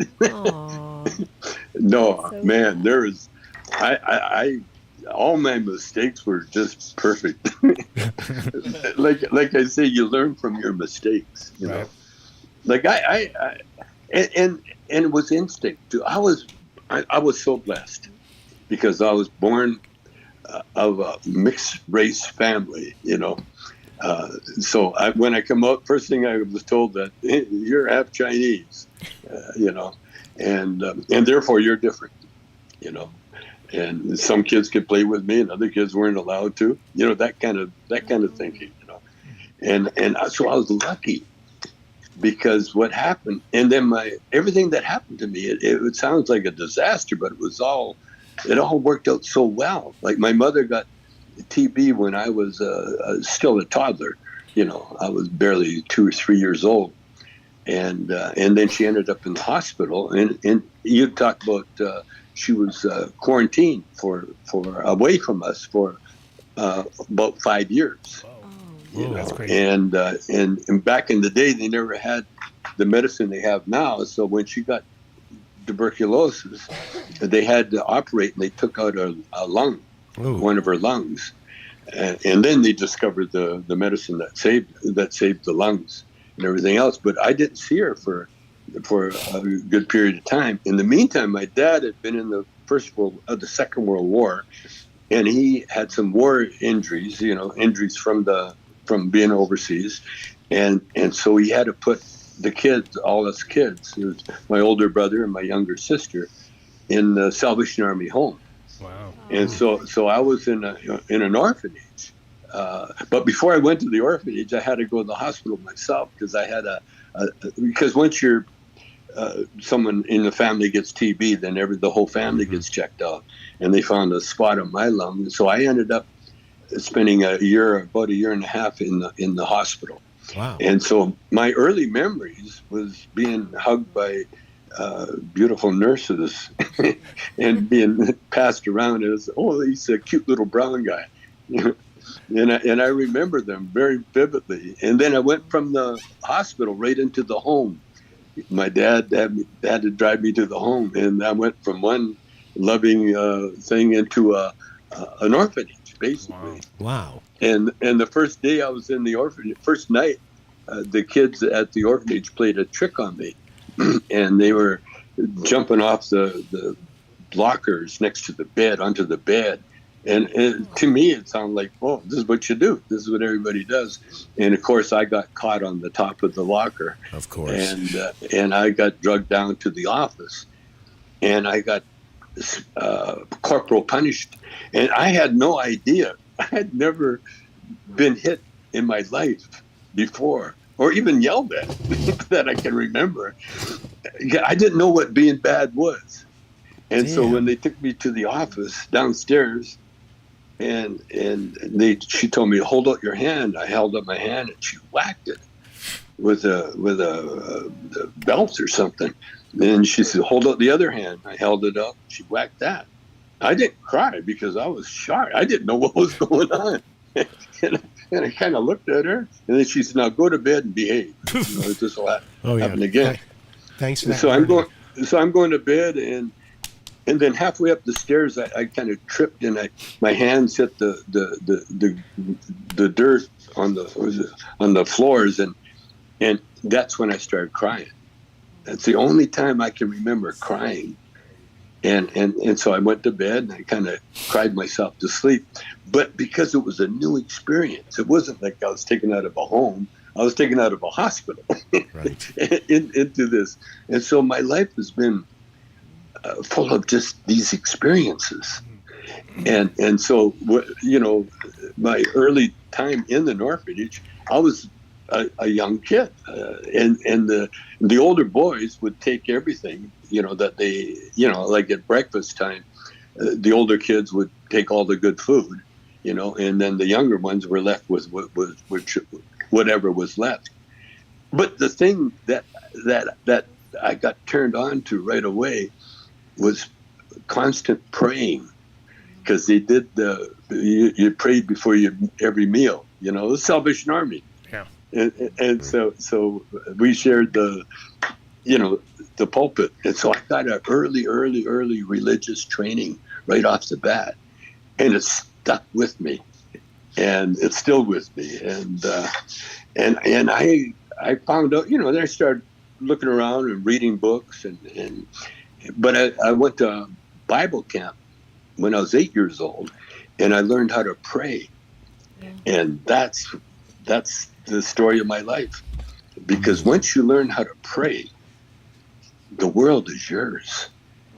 You can have anything you want, anything you can imagine, anything you can desire. And if you think I'm wrong, just look at my life. Just look at, I've got one of the most gorgeous ladies in the world as my wife. And I've had her in my life ever since she was 16 years old. And my first wife, a beautiful black lady, she was another lady that I met when she was 14. And her brother and I played in a band. In fact, her brother was our drummer for the longest time until he quit and joined another band called the Three Dog Night. And that was Floyd. And so my life has been phenomenal. That's beautiful. Phenomenal in any way, any shape, any way you look at it. And I owe all that to my early Bible training. And I'm not, there's not any religion. There's no one religion. In fact, I have a problem with every organized religion, because I can see the faults in all of them. It all comes down to but again, I judge not, and so I can accept everything. I happen to be watching. That's a beautiful story. Absolutely. It all beautiful. comes down to that pretzel on the bus. I was watching a TV show that I had recorded called Interview with the Vampire, and recognized a character in there from I believe that's your daughter, right? Yeah. Is in Interview with a Vampire. Yeah, she was in that. Yeah. Yeah, I have this thing with faces, and the last time I think I saw her in a movie was in Commando with Arnold Schwarzenegger back in the 80s. I don't know if you remember, it was a long time ago. Strange. Oh, yeah. Arnold loved Ray Dunn. Oh, no, Ray Dunn is something. Well, my wife's trying to call me on the phone here. Yeah, because we probably took you too long. I think. Oh, no, hold on just a minute. Danny said we were only supposed to have him for 30 minutes. He might come back, he might not. That's so nice. He's still there. Okay. Look at you, Mark. Knowing how to produce the show. Produce. Guys, Tommy's just it's so crazy. That was so great. Because I didn't expect that from Tommy, to be honest with you. He got kind of. He always does that with us. He gets real like. There he is. He's back. There he is. I'm back. Excellent. Oh, so good to see. And Danny told us we were only supposed to have you for 30 minutes. So we're getting if we bonus don't want to be disrespectful of your time. You have a family. Oh no! Hey, listen. Any chance I get to ramble on, I'll take it. No, I think there's so many people that needed to hear this is that. this is the fourth time this happened. The first time I remember John Paul said you can have him for 30 minutes, and you were on the show for an hour and 20. So, I know.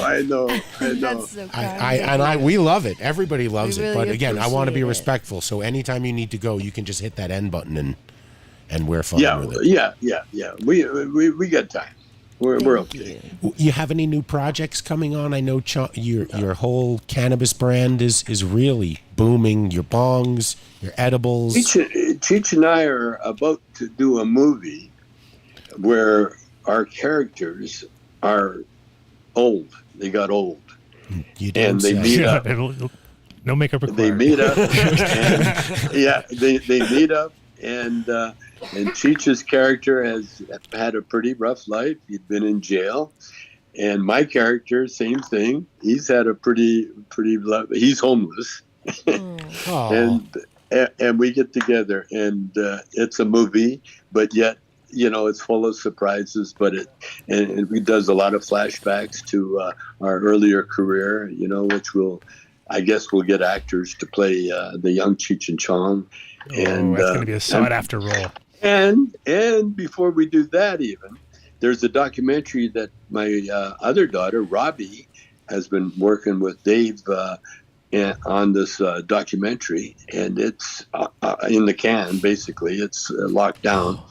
And it's just a straight docudrama, more or less. It's Cheech and I talking about, what could have been, what was, what happened, and we're in the desert. It's really interesting. It's incredible. And it shows all our early interviews with Geraldo Rivera and all these I've never seen before Cheech and Chong interviews and all sorts of good stuff. And so it's going to be a couple of years of the Cheech and Chong phenomenon. Oh, that's great. You have a whole new generation of fans that you can bring on into the It's fold. funny how the earth keeps producing these people. I saw that Cheech opened up his museum that he was talking about when he was on the show last time. It's getting all. But it actually officially opened like a couple weeks ago. The Cheech, I'm jealous. Oh, my God. You have no idea. I lay awake nights planning the Chong. The Chong's going to be open 24 hours. Well, if you need any Up in Smoke LPs, I think I still have a few of them with the original rolling papers in my closet. I think the Chong we're going to it's going to be a jazz club. I've always wanted a jazz club, and my son says, "I thought you wanted a comedy club." I said, "No, jazz clubs, the comedy clubs are the same thing." Right. It's going to be a jazz club. It's going to be an art gallery. To show off my art, especially my stoner bong art. And like I say, it's going to be open 24 hours. I realize part of the homeless problem is that there's no establishments open 24 hours like back in the day. Oh. See, people, back in the 60s, 50s, 60s, they had things like all-night movie theaters, like in Chicago, in the ghetto areas. And they would be open 24 hours. Right. And in fact, New York was the city that never slept. Right. Remember that? Oh, yes, it never slept, but it certainly was gross. Oh, no, it was totally gross. Yeah. But they never allowed people living on the street in tents. Right. Yeah. You see, so there was always hovels. There are places they could go, but there's also 24 hours there. See, a lot of homeless people, it's not about having a nice comfy bed at night and, a tent over your head. Oh, that helps. No, a lot of it is that they for some reason, they're not in a position to be able to afford to rent a house or to rent a room or, to pay that kind of money, And their job, like I've been through it, where you're just trying to feed yourself or feed your family and get by, and a lot of times there's a lot of wealthy people that went through the homeless situation, because like I say, you only learn from your mistakes, and that's what the homeless people are really doing. They're learning, and I think we could make it easier on everybody if we made more places accessible 24 hours a day, like gyms or places where you don't have to sleep, you can go work out. Yeah, it's. I mean, now it's become such a different sort of scenario though too, because places are, that would probably entertain that idea are just like, hell no, we're not going to have a bunch of homeless people coming in our place, because we've let it go way beyond what it could have been. Not my backyard. And so definitely, right. Oh yeah, not my yard, not my neighborhood. Yeah, somewhere else. Please. Not my club, not my whatever. No, it's okay. It's too bad. Such a good person, Tommy. Oh, thank you. No, as you get older, you got a choice, and if I've been blessed, and that's what cannabis does to you. It gives you all these great thoughts, man. Like I figured out a way to basically put the world on the right track. You know what everybody's clamoring for now? Everybody around the world, they're clamoring for press coverage. Right. Yeah. They're fighting for press coverage. Basically, that's what the war in the Ukraine is. It's for the press to get notoriety. So Putin can show all the oil people that he's doing his job. He's starting a war because it's all about oil.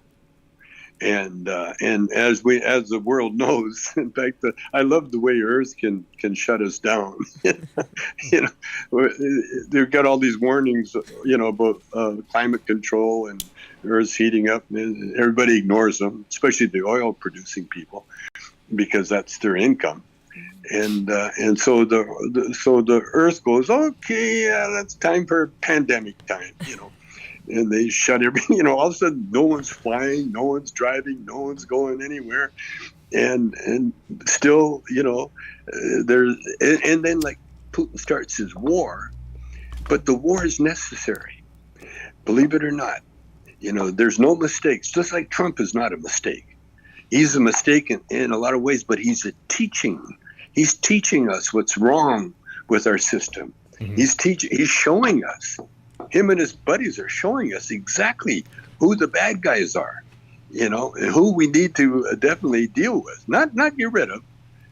I keep watching TV and they say, should Trump go to jail? As if he is some kind of deity or something, and the smart lawyers, the judges, of course he's going to go to jail. But the politicians are keeping him out of jail as long as they can, so they can destroy the Republican Party, right. which is being done now. And so everything is good. Everything I see, I got so much hope for everybody. But I was thinking,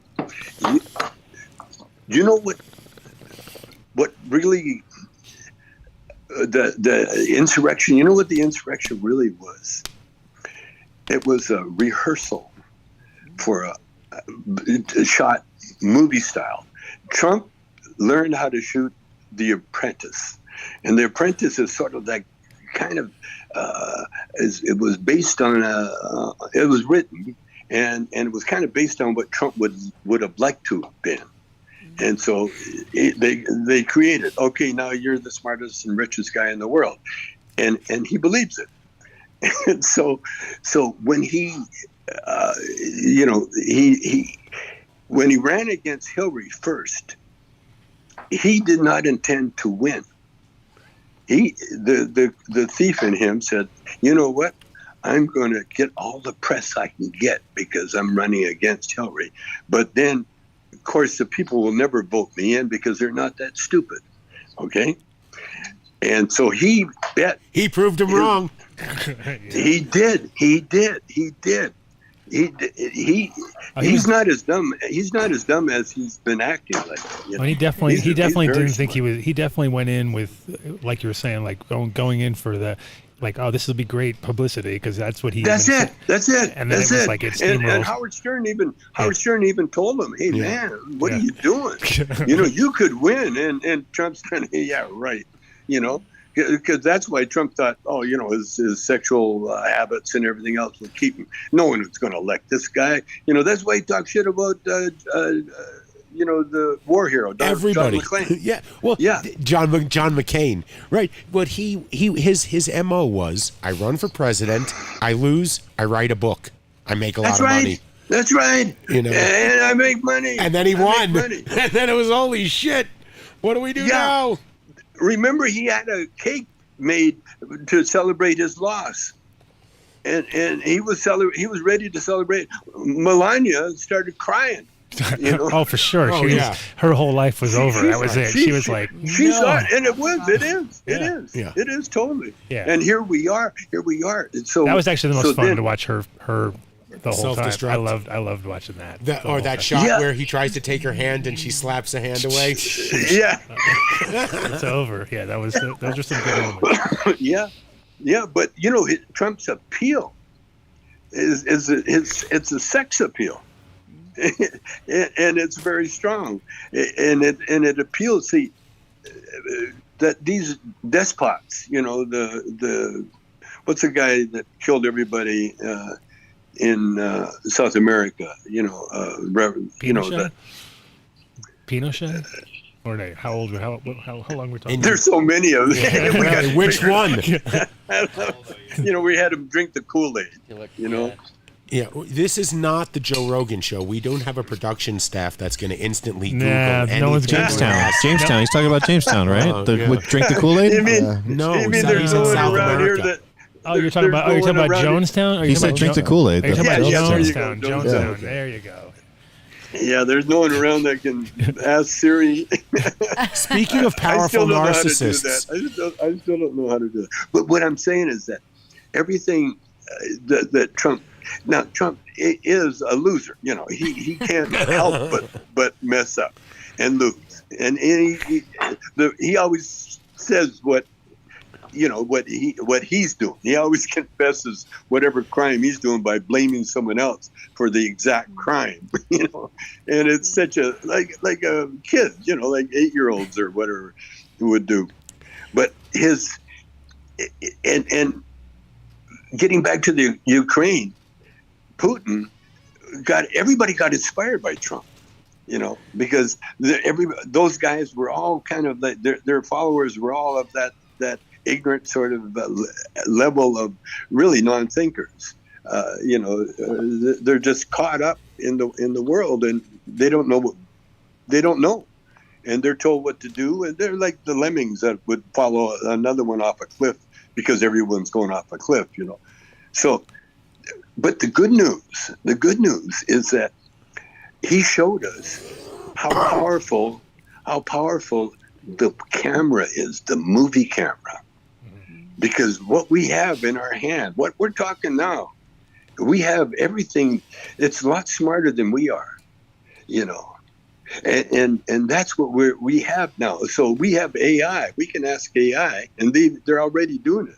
We asked AI to write a Cheech and Chong song, and he came up within 3 seconds of one of the greatest songs we'll probably record it later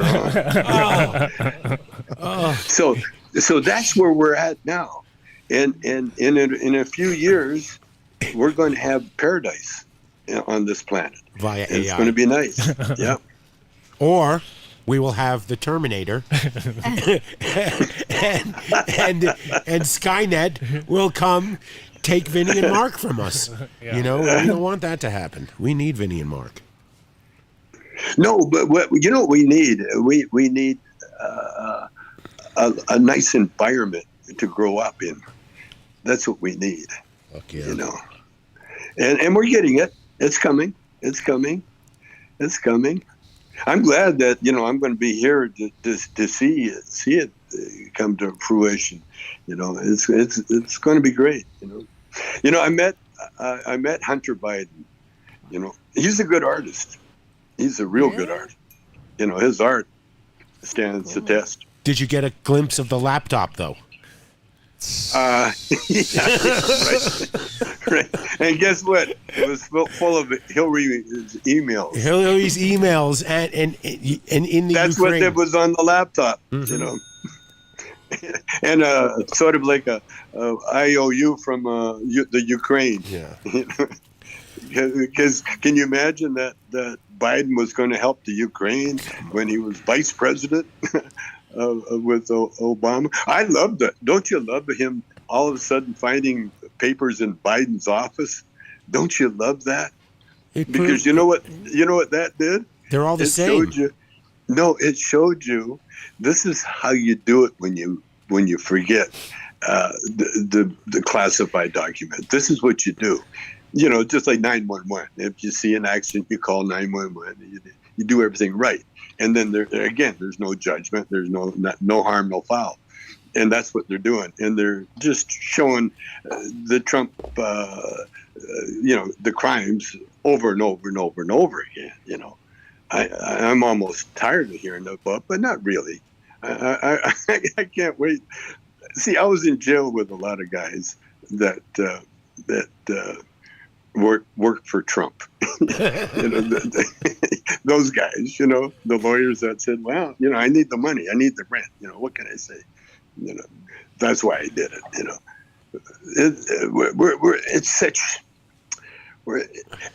Think about this. Trump got elected the same time weed was made legal in Colorado. Yep. Yeah. That was we had a party. It's like God saying, okay, I'm going to give you Trump. 2 years after. Was it 2 years after? You can stay stoned the whole time. we actually did when they were doing That's so high.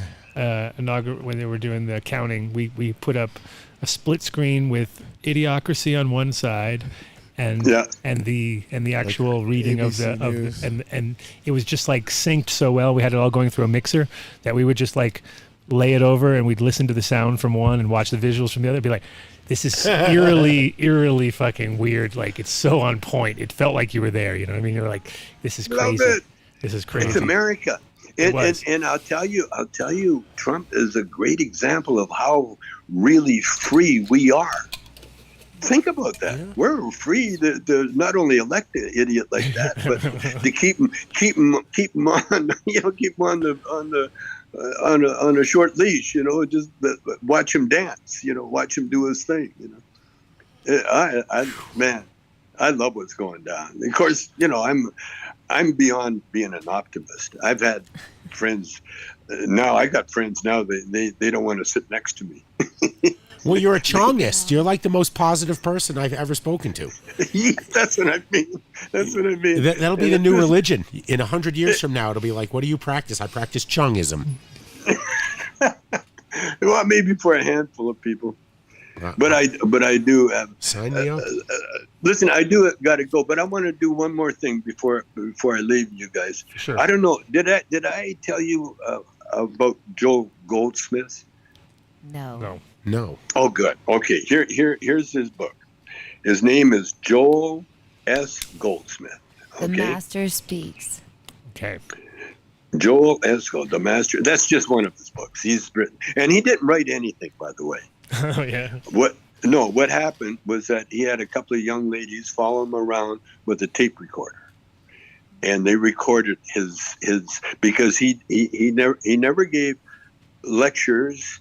He would channel the spirit, and he would sit in the Wiltern Theater in the 50s, 53, 54, and he gave a series of lectures, and these girls. I don't think they even got their name on there.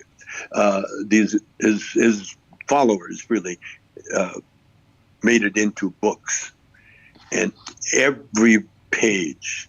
Well, what I do, I use it like tarot cards kind of thing.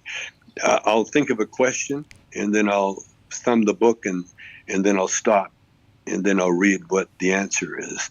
For instance, I was writing. I write every day practically. It's poetry. It's a lot of things, but I write. And the other day I was writing on my iPad, and all of a sudden Siri comes on and tells me, you don't have to write. I can dictate. You can dictate it to me, and I'll write it for you. Wow. And I freaked, man. What? So then I picked up the book, and I thumbed through it, and I stopped. And you know what it was? The Holy Ghost. Oh. Damn. The Holy Ghost. We had a deer head. That's what is hovering around us. That's how close the Holy Ghost is to me right now, right this instant. And I got the chills when I read that. Whoa, it was spooky because I'm so tight with the Holy Ghost now. Is that he'll tell me. Speaking through Siri, the Holy Ghost. Wow. Yeah. Really, yeah. That's awesome. Siri. Thank you so much for your time and for your stories, and you are welcome back every year. We should make this an annual event and just have you on. Keep me on the schedule. I'll be here. You can call in Nice, anytime. seriously. Thank you for everything. Nice guitar. Oh, look at the guitars. Oh, look at that stuff. They're for sale. By the way. Oh, she. Jack will buy them. We'll trade for bagels. Bye. Thank you. Take care, man. Oh, God. I gotta go do a thing at a place. Good timing, too. 84 years even old. Though we're late, even though we didn't do our thing. But What? I we feel didn't do like our thing. I just sucked as an we're still doing a interviewer great show. because I was so we are. intimidated because of him. But like he 2.5 was so hours. sweet. But we're not interviews. We're having a conversation, and he felt the need to tell a story, and we gave him a forum think- to tell a great story. That's a- Stories. I just mean he talked about some things that were so. I wasn't expecting any of that. that's the way it the is first around show here. I want to rewatch. I literally thought that was like gonna be like That was 90 show crazy. promo, and like I like when he just says, stop "I by didn't give a and shit." leave. I don't give a shit. No, I told you that That was my beforehand. favorite. He's done. He did Why don't listen 50 to of you? them today. That's Yeah. fair. The last thing he wanted to talk about. For the last year, he's done these interviews. Yeah. I can't believe. So it's that was not nice. this- That was No, very that's cool. 4 times the charm. I'm telling you. Every time we get the same instruction. Yeah. They say, Adam, Dave, 30 minutes now. You get 30 All right. minutes, and don't have that chick in the middle start, Asking taking it up, questions. Right? Ask Don't questions do in a thing interview. at, How you Don't have a No. conversation. Don't even try. And how long was that? Was Oh. it over an hour? It started I at think what, she's hitting on me, 6:20? man. Yeah. So almost an hour. I mean, I have to go we're to the restroom. okay. Well, We can end it now, right? yeah. Well, Over hold on. Patreon? Hold your horses. Verde Natural. I We're. gotta pee. I gotta go. What is going on? I'm leaving too. I'm Oh, yeah, just let's gonna start the show and I'm out of just here. Stop everything and walk away. All right. Drop the mics. All right, guys. They don't drop, though. I know. I'd Undroppable. like to give We a were shout We on had- these guys when we left. We were here. Oh, right. with I would like to our give a buddies, shout out. Verde Natural no and hope. Dab Logic. What? Next week, they will Yeah. be in studio. Chuck will call in from some island or Colombia, and we will have What? Julian. Oh, Julian. Julian from Julian. Dab Logics. Logic. With a C. Yes. It's not another X. No Okay. X's. With a C. He's going to be coming in, and we're going to be dabbing on some serious We're concentrates. gonna get all We'll have logical. Fab We're gonna get Five Freddy. logical and dab. Theta Chi. Getting all logical. Right. Didn't Chuck make the lemon, super lemon or He something is like the that? lemon Yes, man he's the himself. lemon guy. Yes, sir. So Chuck, unfortunately, won't be here to grace our presence with his lemons. but we will have Julian represent. And Julian's totally into coming down. He No, he said he told him. I talked to Chuck on the way up. Well, I spoke to Julian. He's just said some things about the show that I really didn't know. I was happy. What, he said he liked it? Not only that, he liked it, but we were considered the preeminent, informative, funny. Wait until you got on the Cannabis show. Gotta have it I believed mixed up. everything he said. You're like, okay. I got some oceanfront property for you in Arizona. Hey. Jay's got to go to the bathroom. She's right crossing her in legs. All right, yeah, okay. Oh, All right. come on, girl. All right, so we're going to Patreon, patreon.com/Adam Dunn Show. We're gonna go to Patreon. That's It's right. not gonna Show. be the 2.5, 2:10, 2:10 like we did. We fucked up. We 'cause fucked Dave, up. It's all Dave's Dave, fault. it's Dave's all doesn't know how to do Yeah, math. He Dave's fucked up, and we had We'd already- Tommy Chong for an hour. So We'd already fuck be, you. Yeah. I still Okay. have to give a It shout turned out up. to Ryan at Oh yeah. CenturyLink. Yes, Ryan, you did it, man. CenturyLink? You did it, Ryan. Fuck yeah, Thank you, buddy. sir. We hate CenturyLink, but we love Ryan. Shout out What to my the fuck beautiful you wife, talking Cece, and Senior Nick out doing this. PDX amazing. Yeah, PDX Oh, well, amazing. you're right. Senior. You were right. What's that? What happened? We love Ryan. Oh, let Jay. Oh, we do. 100%. J-Lo. I'm not even Wait till saying anything. Patreon. You can pee Oh live. yeah, we should take a moment though. David Crosby. David Crosby Oh, fuck passed. yeah. That was hard. He's Cross, man. I got to meet him, and he didn't. You know, he doesn't. He had a thing with just crowds and didn't want to. Much That rather makes just play sense. his music, and he was very gracious when I met him. Very gracious. There's a good interview Really nice guy. on Great Moments of Weed History. If you want to check out a cool interview Beanstalk. from he did, Beanstalk, the man, and asked him from a stoner point of view, and they went through all the strains and the things, and he was cool. I had an actual funny story. Just to extend your time and make you have to pee.